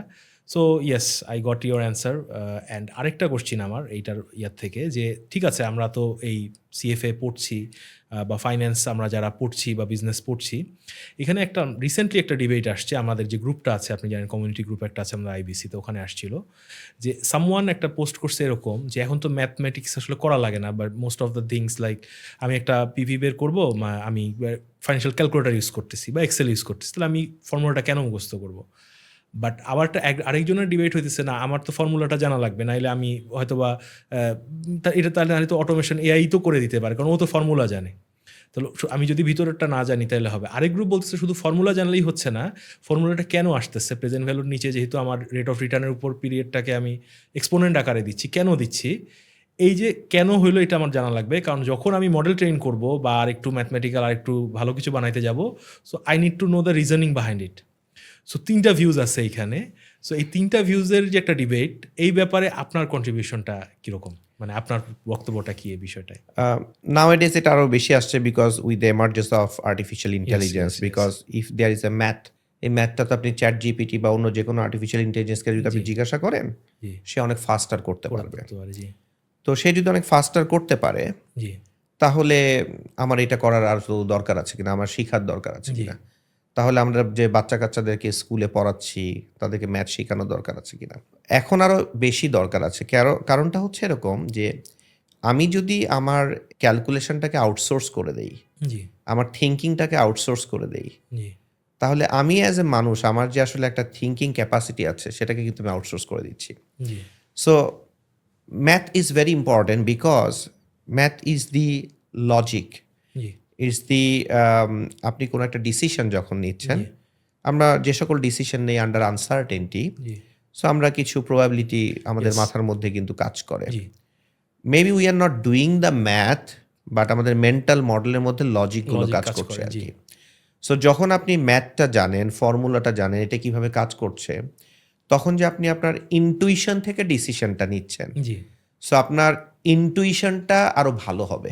ইয়েস সো একজন এক্সপেরিয়েন্সড পারসন যখন কোনো একটা ডিসিশন নেয়, তার কিন্তু এখানে অনেক এক্সপেরিয়েন্স আছে, সে অনেক কিছু অবজার্ভ করেছে, অনেক নাম্বারস দেখেছে, অনেক সিচুয়েশন ফেস করেছে। জি সেই জায়গায় যখন একজন রুকি অ্যানালিস্ট এসে কাজ করে, জি সে কিন্তু এত কিছু দেখে নাই। জি সো আলটিমেটলি আমাদের এই জিনিসটা আসলেই দরকার আছে, because at the end of the day আপনার ability to think clearly, ability to think logically, logically আপনি একটা খুব কমপ্লেক্স জিনিসকে খুব সুন্দরভাবে অ্যানালিসিস করে কত ইজিলি আপনি প্রেজেন্ট করতে পারবেন, এই জিনিসগুলোর জন্য কিন্তু আপনার মেন্টাল মডেলটার দরকার আছে। জি and that is where the practising math, analysing, এই জিনিসটা আপনাকে অনেক হেল্প জি। করে, because your ability to intuit on certain topics, yes that is your greatest intellectual resource. Yes. এবং যতই এআই আসুক, এখন এআই তো একটা মডেল, আলটিমেটলি এআই এর পিছনে একটা ম্যাথমেটিক্যাল, স্ট্যাটিস্টিক্যাল, ডেটা সায়েন্স একটা একটা একটা ইয়ে আছে, যে প্যারামিটারাইজড একটা ব্যাপার, যে 120 বিলিয়ন প্যারামিটার বা 20-30 বিলিয়ন প্যারামিটারের একটা মডেল তারা করেছে। There are certain inputs and outputs. So the people who are good at math, আমার মনে হয় নেক্সট জেনারেশনের সবচেয়ে বড় মানে সুফলভোগী তারা হচ্ছে। আর there are lots of routine jobs that's gonna be obsolete, এটা আসলে একটা রূঢ় বাস্তবতা। এবং there are many new jobs that will be created. So the যারা খুব হাই এন্ডে আছে, আমার মনে হয় ইন্টেলেকচুয়াল অ্যাবিলিটির জায়গা, যেমনটা আপনি বললেন, অবশ্যই তাদের মানে স্টে করা এবং তাদের থ্রাইভ করার একটা বড় সুযোগ আছে। এবং এই প্রত্যেকটা মডেলে আমার মনে হয় ট্রেন করতে গেলে ওই রকম স্পেশালিস্ট লাগবে, যেমন দ্য ডেপথ আপনি যে জায়গা থেকে বুঝতেছেন, বা আপনার মতন যারা আছেন যারা বুঝতেছেন, তাদেরকেই তো মানুষজন ডাকবে যে ভাই আমি এই জিনিসটাকে আরও বানাতে চাই, ওয়ার্কেবল, ফ্রুটফুল বানাতে চাই। কিন্তু যারা খুব শ্যালো জায়গার থেকে ওই যে ইনপুট দিচ্ছে, আউটপুট আসতেছে, তার তো আসলে দরকারই নাই। চ্যাট জিপিটি নিজেই নিজেকে ইনপুট আউটপুট দিতে পারে। জি ভাইয়া, আমাদের নেক্সট যে কোশ্চেনটা আছে সেটা হচ্ছে যে, মনে করেন একজন স্টুডেন্ট, সে তো মোটামুটি তার ক্যারিয়ারটা শেষ করলো, অ্যাজ এ স্টুডেন্ট হয়তো অনার্স কমপ্লিট করলো বা মাস্টার্স কমপ্লিট করলো। এখন সে এই অনার্স মাস্টার্স নিয়ে আরেকটা কোশ্চেন আছে, বাট তার আগে আমি বললাম যে সে ফর এক্সাম্পল বিবিএর পরেই সে চেষ্টা করতেছে একটা জবে ঢোকার। সো তার প্রোফাইলটা কীরকম হলে, কী কী এলিমেন্ট আপনার কাছে তো অবশ্যই সিভিজ আসে, রেজিউমে আসে, কী কী এলিমেন্ট থাকলে you would definitely would like to call him or her for an interview at least? কোন জিনিসগুলো আসলে থাকা উচিত, skill set and all? Obviously it depends on like তাকে আমি কোন জবের জন্য চিন্তা করছি। সো আমি ধরে নিচ্ছি যে তাকে হয়তো আমি চিন্তা করছি যে একটা লাইক সেল সাইড অ্যানালিস্ট অথবা বাই সাইড অ্যানালিস্ট হিসেবেই যদি আমি চিন্তা করি, তাহলে সেক্ষেত্রে আমি দেখবো যে তার পড়াশোনাটা কোথা থেকে হয়েছে এবং সে রেজাল্টটা কেমন, অ্যান্ড অলসো এর পাশাপাশি বিয়ন্ডে সে কোনো কিছু করেছে কিনা। যেমন সে যদি যেহেতু সে অ্যানালিস্ট হতে চায়, তার যদি অ্যাটলিস্ট সে সিএফএ পার্সু করছে অথবা অন্য কোনো প্রফেশনাল ডেজিগনেশন বা সিএ পার্সু করছে, এই জিনিসগুলো যদি দেখি, তাহলে আমি বুঝবো যে তার একটা অ্যাসপাইরেশন আছে, সে অলরেডি একটা চিন্তা ভাবনা করেছে। নট নেসেসারিলি তার এটা থাকতেই হবে, অনেকেই অনেক কারণে ইচ্ছা থাকলেও করতে পারে না, because these are very costly designation. But আমি হয়তো তার একটু লিঙ্কডইন প্রোফাইল, তার হয়তো সোশ্যাল মিডিয়া প্রোফাইলে দেখবো যে তার এমন কোনো কাজ আছে কিনা যে কাজটা হয়তো সে করেছে, সেই কাজগুলো কেমন, বা তার কোনো প্রেজেন্টেশন আছে কিনা, বা কিছু পয়েন্ট থাকতে হবে যে জিনিসটা আমি দেখবো, যেটা আমাকে হয়তো অ্যাট্রাক্ট করবে তাকে ডাকার জন্য, because you will get a lot of CVs. So অনেক ক্ষেত্রে দেখা যাবে যে এতগুলো সিভি হয়তো আপনি অত ভালোভাবে দেখারও সুযোগ পান নাই। অনেক ক্ষেত্রে দেখা যায় যে সাম নোন পিপল হয়তো রেকমেন্ড করে যে জি, এই ছেলেটা ভালো বা এই ছেলেটার এই জি, ন্যাকটা আছে। সো সেগুলো অনেক ক্ষেত্রে এমনি হেল্পফুল। আর আমি যদি তার ওভারঅল সিভিটা গো থ্রু করি সেখান থেকে তার হয়তো কিছু কোর্স ওয়ার্ক করেছে, কিছু ট্রেনিং নিয়েছে। জি, সেগুলো দেখলে আসলে কিছুটা আন্দাজ করা যায় যে তার অ্যাসপাইরেশনটা কোথায়। জি, তারপর আসলে ডাকলে আরো কথা বললে আরো বেটার বোঝা যায় জি। আরকি। নাইস, চমৎকার। সো সিভি বিল্ডিং এর ক্ষেত্রে ভাইয়া অবশ্যই যেহেতু আপনার কথা শুনে আমি বুঝতে পারলাম যে প্রত্যেকটা আপনার যে সার্কুলার বা জব ডেসক্রিপশন যেটা আপনি দিচ্ছেন, আপনার কোম্পানি দিচ্ছে, সেটা দেখে আমি কাস্টমাইজ করে আমার ওইটার জন্য রেলিভেন্ট আমার যে স্কিল সেট, আমার যে টুলস এর নলেজ, আমার যে সার্টিফিকেশন, আমার যে এক্সট্রা কারিকুলার বা আমার পাবলিকেশন বা presentation anything that I have created বা আমার একাডেমিক থিসিস অর ইন্টার্নশিপের যে যেটা পেপার থাকে সেটা, ওগুলো প্রেজেন্ট করে আমি একটা সুন্দর প্রেজেন্টেবল রেজিউমে দিব যেটা দিয়ে আপনি বা আপনার এইচআর যেই হোক সে খুব রিলেট করতে পারে যে আমি আসলে একটা গুড ফিট হইতে পারি এটার জন্য, রেদার দেন যেটা খুবই আনফর্চুনেটলি আমাদের সোসাইটিতে চলে আসছে যে একটা কমন সিভি টেমপ্লেট সবার জন্য সেম দেই আমরা, আর চ্যাটজিপিটি আসার পর তো আরও বেশি আমরা এটা ইজিলি দিয়ে করা দিই। যায় আরকি সবকিছু। এটা খুবই ব্যাড, অফকোর্স এটা আমার মনে হয় খুবই ইনফ্যাক্ট আমি প্রবলেমেটিক। বলব যে আপনার সিভি বিল্ডিংটা শুরু হচ্ছে from the first year. Because আপনি কিন্তু প্রত্যেকটা আপনি ফার্স্ট অফ অল আপনি যখন সিভিতে কিছু লিখবেন, এরকম আমি অনেকে দেখেছি যে তারা হয়তো একটা সিভি টেমপ্লেট চায় বা বলে যে আরেকজনের একটা সিভি আমি দেখতে চাই সেটা জি, দিয়ে আমি লিখব। লিখবো, জি, বাট সিভিতে লিখবেনটা কি? কি লিখবেন? হ্যাঁ, সো আল্টিমেটলি সিভিতে তো কিছু জিনিস তো আপনার কমন, পার্সোনাল কমন, জি, information and all this thing. But beyond a আপনি কি করেছেন? সো জি, আপনি হয়তো কোনো কম্পিটিশনে পার্টিসিপেট করেন নাই। জি, আপনি হয়তো কোনো কোর্স ওয়ার্ক করেন নাই। কোনো জি, কিছুই এক্সট্রা আপনি কিছু করেন নাই। জি, লিখবেন কি? এক্স্যাক্টলি, সো একজন ফ্রেশারের জন্য তো আসলে তার কোনো এক্সপেরিয়েন্স যেহেতু নাই, জি, আমরা যখন অ্যাজ এ প্রফেশনাল এখন আমি যদি আমার সিভিটা লিখতে যাই, তাহলে আমাকেও চিন্তা করতে হয় যে আমি কি বাদ দিব। জি, কারণ আমার সবকিছু যদি আমি ইনক্লুড করি তাহলে সিভিটা বড় হয়ে বড় যাবে। হয়ে যাবে, জি, সো মিনিংফুল কিছু আমি জিনিস দিতে চাই। কিন্তু ফর আ ফ্রেশার সিভিটার যে পেজটা, সো পেজটা ফিল আপ করতে ফিল আপ হবে করতে তো। হবে, জি, so if you haven't done anything তাহলে আসলে কিভাবে হবে? এক্স্যাক্টলি, ওই কারণেই বললাম যে ফ্রম দ্য ইয়ার 1 আপনার এটা শুরু করতে হবে। এবং আপনি হয়তো বেশ কিছু জব সার্কুলার দেখবেন যে জি, কি চাওয়া চাওয়া হচ্ছে। হচ্ছে, এক্স্যাক্টলি, কোন রেসপনসিবিলিটি গুলো চাচ্ছে তারা। জি, ওই জব রোলে যারা হয়তো কাজ করছে তাদের সাথে হয়তো আপনি কথা বলবেন। You prepare yourself like that. তাহলে কি হবে? আপনি হয়তো বাই দ্য টাইম আপনি 4th ইয়ারে আছেন, তখনই হয়তো আপনি বেশ কিছু জব অফার পেয়ে যাবেন। মাশাআল্লাহ, বাই জি, দ্য টাইম আপনার যখন বিবিএ কমপ্লিট তখনই হয়তো আপনি জবে চলে আসবেন। চলে আসছি, আপনার কিন্তু টাইম লস হবে না। আর জি, আপনি বিবিএ কমপ্লিট করে ফেলেছেন ৬ মাস, ১ বছর ধরে চেষ্টা করছেন। ১ বছর পরে জব পেলেন। আপনার কিন্তু ১২ মাস চলে গেল। চলে যাচ্ছে, জি, so that's a big loss for big you. Loss, so ultimately you have to be very proactive nowadays and যেহেতু কম্পিটিশন অনেক হাই, অনেক হাই, জি, so you have to be better than others. Others. So exactly মানে তার পুরো জার্নিটা হচ্ছে back ক্যালকুলেশনের মতন যে আমি ওই জায়গায় যেতে চাই, অলরেডি তো সার্কুলারে তো লেখাই আছে যে চেকলিস্ট যে আমার এই স্কিলটা লাগবে, আমার এই জিনিসটা লাগবে, আমার এই জিনিসগুলো লাগতেছে। সো ওইটা দিয়ে সে যদি ফার্স্ট ইয়ার থেকে ট্রাই করতে থাকে এবং নেটওয়ার্ক বিল্ড আপ করে, আপনি যেমনটা বললেন যে হ্যাভ এ মেন্টর যে অলরেডি ওই জায়গাটায় আছে, and you can do some part time work as part time well work যে অ্যাজ ওয়েল, কোনো হয়তো প্রতিষ্ঠানে আপনি কিছু পার্ট টাইম কাজ করলেন, কাজ করলেন, সেটাও আপনাকে হেল্প করবে। এক্স্যাক্টলি। এবং এটার ব্যাপারেই আমি করতেছিলাম, কালকে একটা জায়গায় দেখতেছিলাম যে ইন্টার্নশিপের যে ব্যাপারটা, তা আমার এক রিলেটিভ সে দেশের বাইরে থাকে অন্য জায়গায়, তো উনি বললেন যে আমার সাথে বাংলাদেশে দেখা হয়েছিল যে তার সামার ভ্যাকেশন 4 বছরে 4টা 2 মাস করে। সো 8 মাসে সে কোনোটার মধ্যেই বাসায় যায় নাই, সে প্রতিটা ইন্টার্নশিপ করছে, মানে 4 বছরে তার স্টুডেন্ট অবস্থায় 8 মাসের এক্সপিরিয়েন্স হয়ে গেছে। তা স্বাভাবিকভাবে ওইরকম একটা পার্সন যখন আপনার সাথে কম্পিট করতেছে তখন অবশ্যই সে আগায় থাকবে। জি, এখন বাংলাদেশে যেহেতু হয়তোবা এখন পর্যন্ত ওই কালচারটা আসে নাই যে আমাকে এবং আমার মনে হয় 2 মাসের ছুটি আমাদের থাকেও না most of the places. So ওইটার সুযোগ নাই, বাট যেহেতু নাই তাহলে আমাকে কাস্টমাইজ করতে হবে যে আমি হয়তোবা অফ ডেতে কাজ করব বা but what ever means I have to work and I have to get a certificate or of proof that আমি এই জায়গায় এই কাজে কাজ করছি, এবং ওটা যদি সে ইন্টারভিউয়ে ডিফেন্ড করতে পারে এবং সিভিতে শোকেস করতে পারে। সো আর ফাইনালি যখন তার ইন্টার্নশিপের সুযোগ আসবে তখন যদি সে সেটাকে কাজে লাগাতে পারে। এক্ষেত্রে আমি বলব ২ টা সেগমেন্ট আছে। একটা হচ্ছে পাবলিক বিশ্ববিদ্যালয়, একটা হচ্ছে প্রাইভেট জি, বিশ্ববিদ্যালয়। সো পাবলিক বিশ্ববিদ্যালয়ে যেটা হয় যে আমি ঢাকা বিশ্ববিদ্যালয়ে পড়েছি, আপনিও পড়েছেন। জি, সো আপনি দেখবেন যে আমাদের আসলে খুব বেশি সুযোগ থাকতো না। তার জি, কারণটা হচ্ছে যে আমাদের যে ক্লাস টাইমিং, জি। কোর্সটা তো একদম structure, structure, so I can not choose, it's not an open credit open credit system. G. Open credit সিস্টেমের সমস্যাও আছে, আমি বলবো যে আমাদের স্ট্রাকচারটা ভেরি গুড, কিন্তু সমস্যাটা হলো যে ক্লাস টাইমিংটা। So ultimately it depends on, কোনো দিন দেখা যাচ্ছে আমার সকালে একটা ক্লাস আর একটা ক্লাস হয়তো বিকালে, জি। সো তখন আপনার কিন্তু খুব একটা সময় নাই, নাই জি। বা একটা ক্লাস আপনি করলেন আবার 2 ঘন্টা গ্যাপ বা 3 ঘন্টা গ্যাপ, জি। তারপরে আরেকটা ক্লাস, ওই সময়টা আসলে আপনি ইউনিভার্সিটিতে বসে কিছু করতে পারবেন, বাট আপনার কিন্তু কোথাও যাওয়ার সুযোগ নাই আর কি। ইভেন আপনি টিউশন করতে চাইলেও কিন্তু আপনি খুব বেশি পারছেন না আর কি। জি। প্রাইভেট বিশ্ববিদ্যালয়ে যেটা হয় যে যেহেতু open credit system, so students can choose. So Yes. আমি দেখেছি যে ওরা দেখা গেল যেমনভাবে সাবজেক্টগুলো চয়েস করে, ওর হয়তো সপ্তাহে 2 দিন বা 3 দিন ইউনিভার্সিটিতে যেতে হচ্ছে, আচ্ছা। একদিন ইউনিভার্সিটিতে যেই হয়তো সে টানা 3টা ক্লাস করে ফেললো। করে ফেললো জি। তো এরকম করে দেখা যাচ্ছে যে ওরা কিন্তু 3 দিন অ্যাটলিস্ট পায়, আচ্ছা, অন্য কোনো একটা বিকজ কাজে they can choose. Choose yes. So আমি যদি 4 দিন ইউনিভার্সিটিতে যাই আর 3 দিন আমি ফ্রি পাই ফুল ডে, জি। ওই 3 দিন কিন্তু আমি কিছু পার্ট টাইম জব করতে করা পারি। সম্ভব জি। সো এইটা একটা সুবিধা তাদের।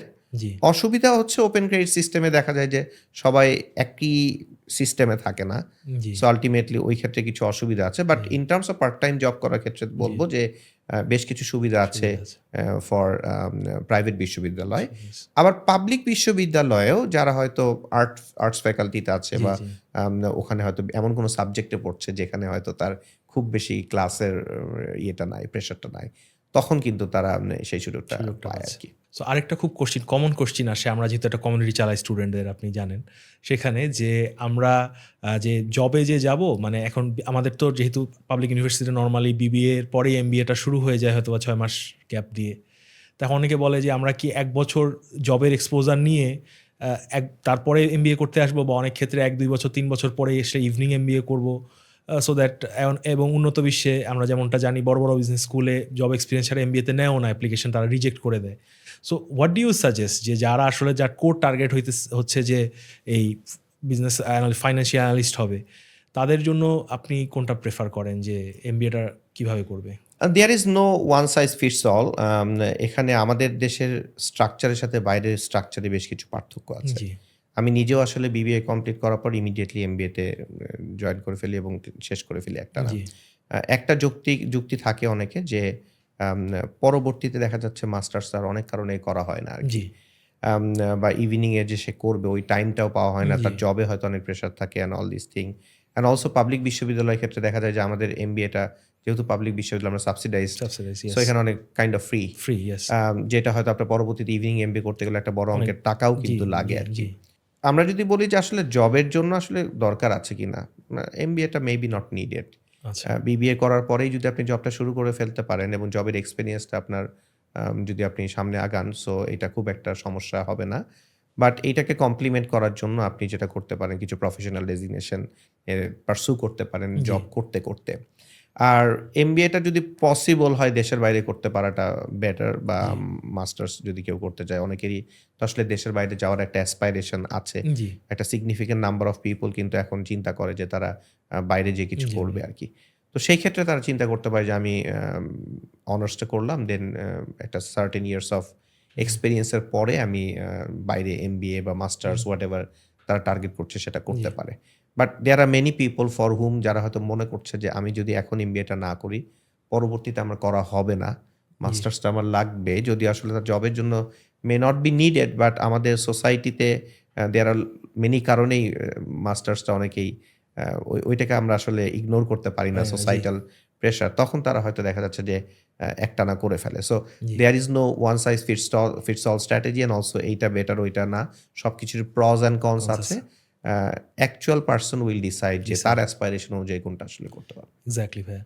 না, এটাই মানে আমিও এগ্রি করি ভাই আপনার সাথে যে আহ, এটার পার্সন টু পার্সন ডিপেন্ড করে। বাট ওই জবের জন্য যেটা বললেন, যে এখন আসলে জব এখন আরও মনে হচ্ছে যত মানে স্পিড হচ্ছে আসতেছে সোসাইটি অ্যান্ড জব ল্যান্ডস্কেপে, যে মানুষজনের ইভেন গ্রাজুয়েট ছাড়াও তো বাইরের দেশে অনেক মানুষজন অনেক কিছু করতেছে। So skills and performance are more important than academic degrees and all.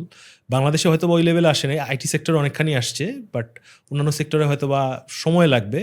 But academic degrees are for academia, মানে যে রিসার্চার হবে, মানে মোস্টলি ওইটা একটা ট্র্যাক, আলাদা track। অনেকগুলো কারণেই করা হয়। একটা হচ্ছে যে যেহেতু জব ক্যান্ডিডেটস অনেক, অনেক জি। সো আলটিমেটলি আপনাকে তো একটা সিলেকশন ক্রাইটেরিয়াতে অনেক Criteria রাখতে হবে, বাদ yes. দিতে হবে আর কি। জি, জি। সো এটা একটা থাকে শর্ট লিস্ট করার একটা Shortlist করার টেন্ডেন্সি। জন্য, হ্যাঁ। আরেকটা থাকে যে অনেকে চিন্তা করে যে আমি তো তাকে নিচ্ছি, কিছুদিন পর হয়তো সে জবটা ছেড়ে দিবে এমবিএ করব জি, বলে। জি। এরকম অনেক কেস যখন Case তারা থাকে। পায়, তখন তারা আবার ওখান থেকে সরে আসে। সো অনেকেই অনেক কারণে অনেক ডিসিশন নেয়। তো এইটা তার এক্সপেরিয়েন্স থেকে দেখা গেছে যে আসলে সে হয়তো কিছু ভালো ক্যান্ডিডেট নিয়েছিল বিবিএ করার পর, তারা হয়তো জবটা কন্টিনিউ করে নাই। তাকে হয়তো ট্রেন আপ করলো, Train up সময় করলো, দিল। জি। পরবর্তীতে সে এমবিএ করার জন্য জবটা ছেড়ে দিল। দিল, জি। এই এক্সপেরিয়েন্সটা হওয়ার পরে তারা হয়তো চিন্তা করলো আচ্ছা এখন থেকে আমি এমবিএ সহ নিব। তো এরকম জি। নির্ভর করে। কিন্তু it's better you start the job sooner than later. Nice, thank you. আমাদের কমিউনিটিতে অনেক আপুরা আছে, তাদের অনেক কোশ্চিন থাকে। তাদের তরফ থেকে একটা কোশ্চিন আসছিল যে যারা এই ফাইন্যান্সিয়াল অ্যানালিস্ট বা এই টাইপের ট্র্যাকে যারা কেরিয়ার করতে চান, তো তাদের তো স্পেসিফিক কিছু চ্যালেঞ্জেস আছে। তো সেগুলো মাথায় রেখে তারা, আপনি মনে করেন যে কিভাবে প্ল্যান করলে, তাদের জন্য আপনার স্পেশাল কোনো সাজেশন আছে কিনা, যেটা তারা মাথায় রাখে কেরিয়ারটা করলে আই গেস লং রানে তারা অনেক ভালো বেটার অফ হবে? আই থিঙ্ক এখানে আসলে ফাইন্যান্সিয়াল অ্যানালিসিস যদি বলি বা একজন অ্যানালিস্ট হিসেবে কাজ করছে, এখানে দ্য রোল যেটা ডিম্যান্ড করে সেটা আমার মনে হয় যে মেল ফিমেল এটাকে আসলে ওভাবে এমনভাবে চিন্তা করার দরকার নেই যে someone has an advantage than others. Traditionally যেটা হয়ে আসছে ওয়ার্ল্ড ওয়াইড অলসো, যে the industry was male dominated, but that has been changing. আর আরেকটা বিষয় হচ্ছে যে আপনি যখন একটা কোনো কোম্পানি অ্যানালাইসিস করেন বা ইভেন একটা investment committee meeting, some gender diversity is important because the way male people think and the way female think, the thinking parameter কিছু ডিফার করে আর কি।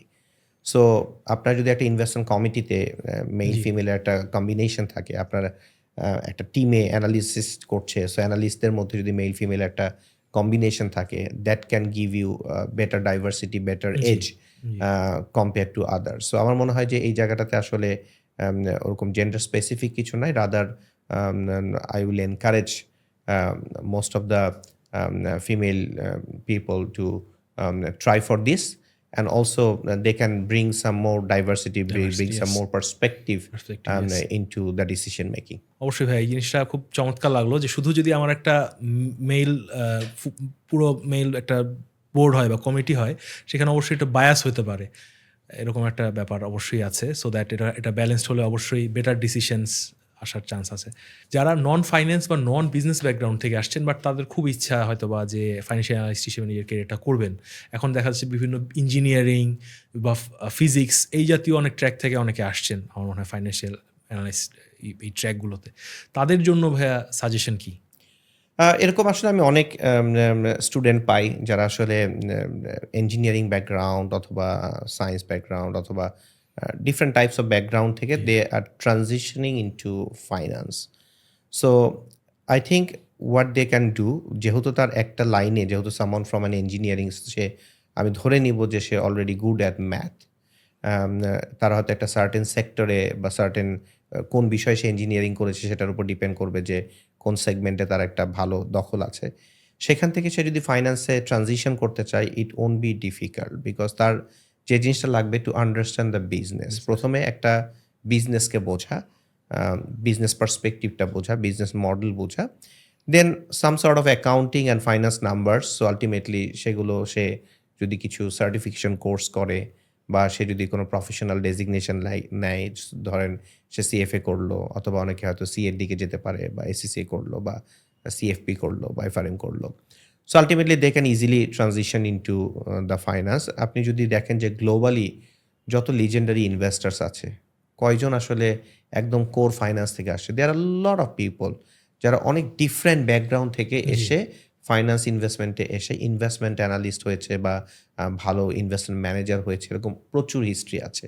সো তারা যদি পারে, আমরা কেন পারবো না? আমাদের দেশে আসলে একটা টেন্ডেন্সি হচ্ছে এরকম যে সামওয়ান সে যে বিষয়ে পড়াশোনা করেছে ওই বিষয়টাতেই তাকে স্পেশালাইজড হতে হবে, কিন্তু people can go to different tracks, তারা ওইখান থেকে আরও নিজেদেরকে কিছু লার্নিংয়ের মাধ্যমে they can change themselves. So যারা আসলে ট্রানজিশন করতে চায় তাদের জন্য প্রথম দিকে একটু কষ্টটা হবে, বাট পরের দিকে দে ক্যান কোপ আপ। চমৎকার ভাইয়া। এখানে একটা ব্যাপার আমি কোশ্চেন করব। আমরা যখন ফাইন্যান্স পড়তাম ঢাকা ইউনিভার্সিটিতে, আমি দেখেছি যারা সায়েন্স ব্যাকগ্রাউন্ডের স্টুডেন্টরা আসে তারা এমনি ম্যাথ, ক্যালকুলাস খুবই ভালো পারেন, বাট সামহাউ অ্যাকাউন্টিং নিয়ে অনেকে স্ট্রাগল করেন। So accounting as a financial analyst, অ্যাকাউন্টিংয়ের যে আন্ডারস্ট্যান্ডিংটা, মানে অ্যাপার্ট ফ্রম যে খুব উপর থেকে না বুঝে আরও ডিপলি বিষয়গুলো বুকস অ্যান্ড এগুলোকে বোঝা, মানে কতটুকু জরুরি, মানে একটা ফাইন্যান্সিয়াল অ্যানালিস্টের অ্যাকাউন্টিং নলেজটা আসলে কতটা ডিপ হওয়া উচিত? অবভিয়াসলি তার অ্যাকাউন্টিং নলেজটা থাকতে হবে, বিকজ সে একটা ফাইন্যান্সিয়াল স্টেটমেন্ট অ্যানালাইসিস করবে, একটা বিজনেসকে অ্যানালাইসিস করবে। তো সেটা তো আসলে একটা পার্সপেক্টিভ, ফাইন্যান্সিয়াল স্টেটমেন্টটা যখন প্রস্তুত করা হচ্ছে সেটা সার্টেইন মেথড ইউজ করে হচ্ছে, Yes. যেমন আমরা অ্যাক্রুয়াল অ্যাকাউন্টিং করি Yes. বলি। সো সেই জিনিসটা যদি সে না জানে, এবং একজন অ্যানালিস্ট আসলে যে জিনিসটা করার চেষ্টা করছে সেটা হলো যে আমার যে ফাইন্যান্সিয়াল স্টেটমেন্ট আছে এটা তো অ্যাকাউন্টিং পার্সপেক্টিভ থেকে আসছে, জি, ইকোনমিক পার্সপেক্টিভ থেকে what does it mean. Yes, so সেখানে আমি যে ফাইন্যান্সিয়াল স্টেটমেন্ট নাম্বারগুলো দেখছি সেটা ইকোনমিক মিনিংটা আমরা দেখার চেষ্টা করি। সেখান থেকে অফেন দেখা যায় আমরা হয়তো কোম্পানিটার ভ্যালুয়েশন করার চেষ্টা জি। করি। সো আলটিমেটলি তার আন্ডারস্ট্যান্ডিং অ্যাবাউট দ্য অ্যাকাউন্টিং বা একটা ব্যালেন্স শিট বোঝা, জি, একটা প্রফিট অ্যান্ড লস অ্যাকাউন্ট বোঝাটা ইজ ভেরি ইম্পর্টেন্ট। একজন ফাইন্যান্সিয়াল অ্যানালিস্ট তার আসলে অবশ্যই অ্যাকাউন্টিং সম্পর্কে ভালো ধারণা থাকতে হবে, বিকজ সে তো আসলে একটা ফাইন্যান্সিয়াল স্টেটমেন্ট অ্যানালাইসিস করবে, একটা বিজনেসকে অ্যানালাইসিস করবে, এবং সেই প্রেক্ষিতে সে কোম্পানির নাম্বারসগুলো দেখবে, কোম্পানির অ্যানুয়াল রিপোর্টে যাবে, কোম্পানির ব্যালেন্স শিট দেখবে, কোম্পানির প্রফিট অ্যান্ড লস অ্যাকাউন্ট দেখবে, আলটিমেটলি ক্যাশ ফ্লো স্টেটমেন্ট দেখবে। তো এই নাম্বারগুলো আসলে কিভাবে আসছে সেটার পিছনের যে আইডিয়াটা, কোন মেথডটা ফলো করে, যেমন আমরা অ্যাক্রুয়াল অ্যাকাউন্টিং করি। So accrual basis accounting versus cash basis accounting এর মধ্যে পার্থক্য আছে। সো তাহলে তো সে বেসড অন ক্যাশ ফ্লোটা কেমন হতে পারে, বা জি, কোম্পানিটার যে নাম্বার, এগুলো তো অ্যাকাউন্টিং বুক ভ্যালু। বুক ভ্যালুটা আসলে সবকিছু, বা একটা কোম্পানির ইকোনমিক যে সিচুয়েশন সেটাকে সবসময় কিন্তু তুলে ধরতে পারে জি। না। তো ওই জন্য তার understanding of the accounting and also understanding about the economy and economics সম্পর্কে তার ভালো আইডিয়া থাকতে হবে। সো একজন ভালো ফাইন্যান্সিয়াল অ্যানালিস্টের আসলে good understanding about the micro economics, good understanding about the macro economics, and good understanding about the accounting, সবকিছুই কিন্তু ভালো তার দখলে থাকতে হবে। And for some reason statistics also, I guess, Yes. কারণ অনেকগুলো স্ট্যাটিস্টিক্স রিজনিংয়ের উপর বেসড করে আসছে। চমৎকার ভাইয়া, থ্যাংক ইউ। যে আমরা যদি স্কিল বলি, যেমন আমরা জানি, সবাই জানি যারা ফাইন্যান্সে কাজ করি বা না করি, যে এক্সেল হচ্ছে এখন পর্যন্ত মনে হয় গোটা ওয়ার্ল্ডে ফাইন্যান্সিয়াল অ্যানালিস্টদের সবচেয়ে মোস্টলি ওয়াইডলি ইউজ টুল। সো এবং হয়তো বা আরও অনেক দিন থাকবে। সো এক্সেলের যদি, এটা আমরা সবাই জানি, কিন্তু এক্সেলের আসলে মানে কোন লেভেল পর্যন্ত, যেমন এক্সেলে অনেক কিছু আছে, যেমন পিভট টেবিল আছে, হয়তো বা ম্যাক্রো আছে, অনেক কিছু আছে। সো আপনি যদি একটু গাইডেন্স দেন যে এক্সেলটা আমরা আসলে কীভাবে শিখবো। অবভিয়াসলি যারা আসলে ডেটা অ্যানালিসিস করবে তাদের জন্য তো নোয়িং মাইক্রোসফট এক্সেল অথবা গুগল স্প্রেডশিট, জি, নাওএডেজ এখন ডেটা সায়েন্স নিয়ে যেহেতু অনেক কাজ হচ্ছে, পাইথন বা আদার স্ট্যাটিস্টিক্যাল জি, সফটওয়্যার যেগুলো হয়তো ওয়াইডলি ইউজ হচ্ছে, সেগুলো জানাটা ইজ ভেরি ভেরি ইম্পর্টেন্ট আর কি। তো এখন প্রশ্ন হচ্ছে, আমি যদি একদম বেসিক লেভেলে চিন্তা করি যে আমি এক্সেলটা ভালো জানতে চাই, তো আমরা যখন আসলে ফাইন্যান্স পড়ি তখন তো একদম ফাইন্যান্সের একদম যদি প্রথম যে জিনিসটা আমরা চিন্তা করি যে যেখানে একদম বেসিক জায়গায় আমার ভালো দখল থাকতে হবে, সেটা হলো time value of money. Yes, তো সেখানে আমরা কি করি, ফিউচার কিছু ক্যাশ ফ্লোর উপরে প্রেজেন্ট ভ্যালু বের করি, প্রেজেন্ট ভ্যালু থেকে ফিউচার ভ্যালু বের করি, ইন্টারেস্ট রেট বের করি। এগুলো তো আসলে আমরা ক্যালকুলেটারে করি, খাতা কলমে করি, কিন্তু এটা এক্সেলে খুব ভালোভাবে করা যায়। জি, সো আমার যদি কিউরিয়াসিটিটা থাকে যে এটা এক্সেল আমি কিভাবে করব, তাহলে I can start doing it. Obviously there are ample resources on the website, you can yes, search and then you can see যে এটা কিভাবে করা যায়। এর পাশাপাশি যদি এরকম হয় যে কোনো একজন ভালো মেন্টর বা কোনো একটা জি, ভালো কোর্স আপনি করলেন, যেখানে আপনাকে আসলে একটা স্ট্রাকচারের মধ্যে সুন্দর করে জি, শিখিয়ে দিবে, and also you have a go to person যাকে হয়তো আপনি বিভিন্ন বিপদে আপদে পড়লে নক করতে পারবেন। সেটা একটা বেসিক লেভেলে খুবই ইম্পর্টেন্ট, এবং সেখান থেকে আপনার কিউরিয়াসিটি, আপনার প্র্যাকটিস, সেখান থেকে আপনি এই যে এটা আরও অনেক দূর নিয়ে যেতে পারবেন। বাট কৌতূহলটা ইজ ভেরি ইম্পর্টেন্ট, এবং রেগুলার বেসিসে তাকে প্র্যাকটিস করতে হবে। কিন্তু আমাদের একটা ভয় কাজ করে, আমরা এক্সেলে যাই না, কাজটা করি না। কিন্তু if you can play with that excel, আপনি দেখবেন যে এটা খুব মজার একটা বিষয়। এক্স্যাক্টলি। এবং আমারও মনে হয় যখন একজন এক্সেল শুরু করে, তারপর থেকে আর বেরোয় না। যখন আমরা অনেক সময় যে ম্যানুয়াল অথবা এই যে আমি কোশ্চেনগুলো অ্যাড করতেছি, এটাও একটা এক্সেল শিট মেনটেন করে করতেছি, বা ছোট ছোট ক্যালকুলেশন যেটা হয়তো মান্থলি বাজেট আমার ফ্যামিলির, আমি ওটা এক্সেলে করার প্রেফার করি, যে ইজিলি মানে আমার একটা ভ্যালু চেঞ্জ করলে খুব ইজি আর কি, easy to manipulate and all, এইটা একটা বিষয়। আর একটা কোশ্চিন ভাইয়া যে পাইথন বা ডেটা সায়েন্সের যে আরও বিষয়গুলো আছে, এগুলো তো গোটা ওয়ার্ল্ডে অনেকভাবে চলে আসতেছে, মানুষজন শিখতেছে, উই অ্যাপ্রিসিয়েট দ্যাট। বাট বাংলাদেশের মার্কেটে এখনও তো আমরা মনে হয় যে most of the things we do under financial analyst, তো এক্সেল দিয়ে most of the things cover হচ্ছে, বাট ওই True. জিনিসটা হয়তো বা পাইথন দিয়ে করা যেতে পারে আরও বড় ডাটা সেট হইলে বা for what ever reason. But এখন পর্যন্ত আমাদের ছেলেমেয়েরা যদি এক্সেলে খুব ভালো গ্রিপ নিয়ে আসে, আর ওইটা যে জানা থাকলে সেটাকে পাইথনে কনভার্ট করাটা আমার মনে হয় খুব কঠিন না, বেসিক কাজটা জানা থাকলে। টুলস তো একটু ফিচার ডিফারেন্ট, এটা ইউআইটা ডিফারেন্ট, লিখতে হচ্ছে ডিফারেন্টভাবে, এটা হয়তো আমরা করছি, এন্ট্রি দিচ্ছি, ওখানে হয়তো একটা ফর্মুলা টাইপ লিখতেছি, কোড And today লিখতেছি। world অনেক দূর এগিয়ে গিয়েছে, জি। so ultimately you can use, in fact you can do some coding as Coding well as well, yes. without knowing coding using artificial intelligence. AI So দিয়ে, জি। আপনি যদি জানেন যে আসলে লজিক গুলো জি। কোনটা ইনপুট কোনটা আউটপুট লাগবে, জি। you can use any tool to come up with a result. Thank you ভাইয়া, অনেকটা সময় দিলেন আমাদেরকে এবং অনেকগুলা জিনিস খুব প্র্যাকটিক্যালি আমরা জানতে পারলাম, বুঝতে পারলাম যে কিভাবে আমাদেরকে আসলে সামনে আগানো উচিত। সো এখন আমি আপনাকে রিকোয়েস্ট করব আমাদের উদ্দেশ্যে, আমাদের আইআইবি পডকাস্ট ইনসাইড বাংলাদেশ পডকাস্টের উদ্দেশ্যে কিছু বলবেন, কিছু গাইডেন্স দিবেন, এবং যারা আমাদের এই শোটা দেখছেন, যারা ইয়াংস্টার্স আছেন বা ইয়াং প্রফেশনালস আছেন, ফ্রেশ গ্র্যাড আছেন বা আন্ডারগ্র্যাড যারা করছেন, তাদের উদ্দেশ্যে কিছু বলবেন please.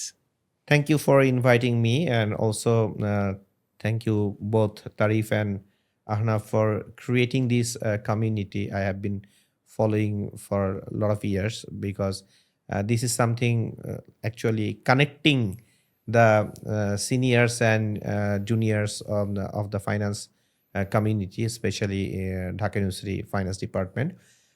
So I wish good luck to both of you for creating this podcast. I am a very fan of podcasts as well. I listen to many podcasts, some Bangladeshi and some foreign podcasts, and I learn a lot from this podcast. So I think the Ice Break community তারাও আসলে এই podcast থেকে অনেক কিছু জানতে পারবে, এবং এই ইনিশিয়েটিভটা আমি আশা করব যে আপনারা কন্টিনিউ করবেন, এবং এটা আমি বলবো যে সবার জন্যই বেশ ভালো হবে। So good luck to all of you.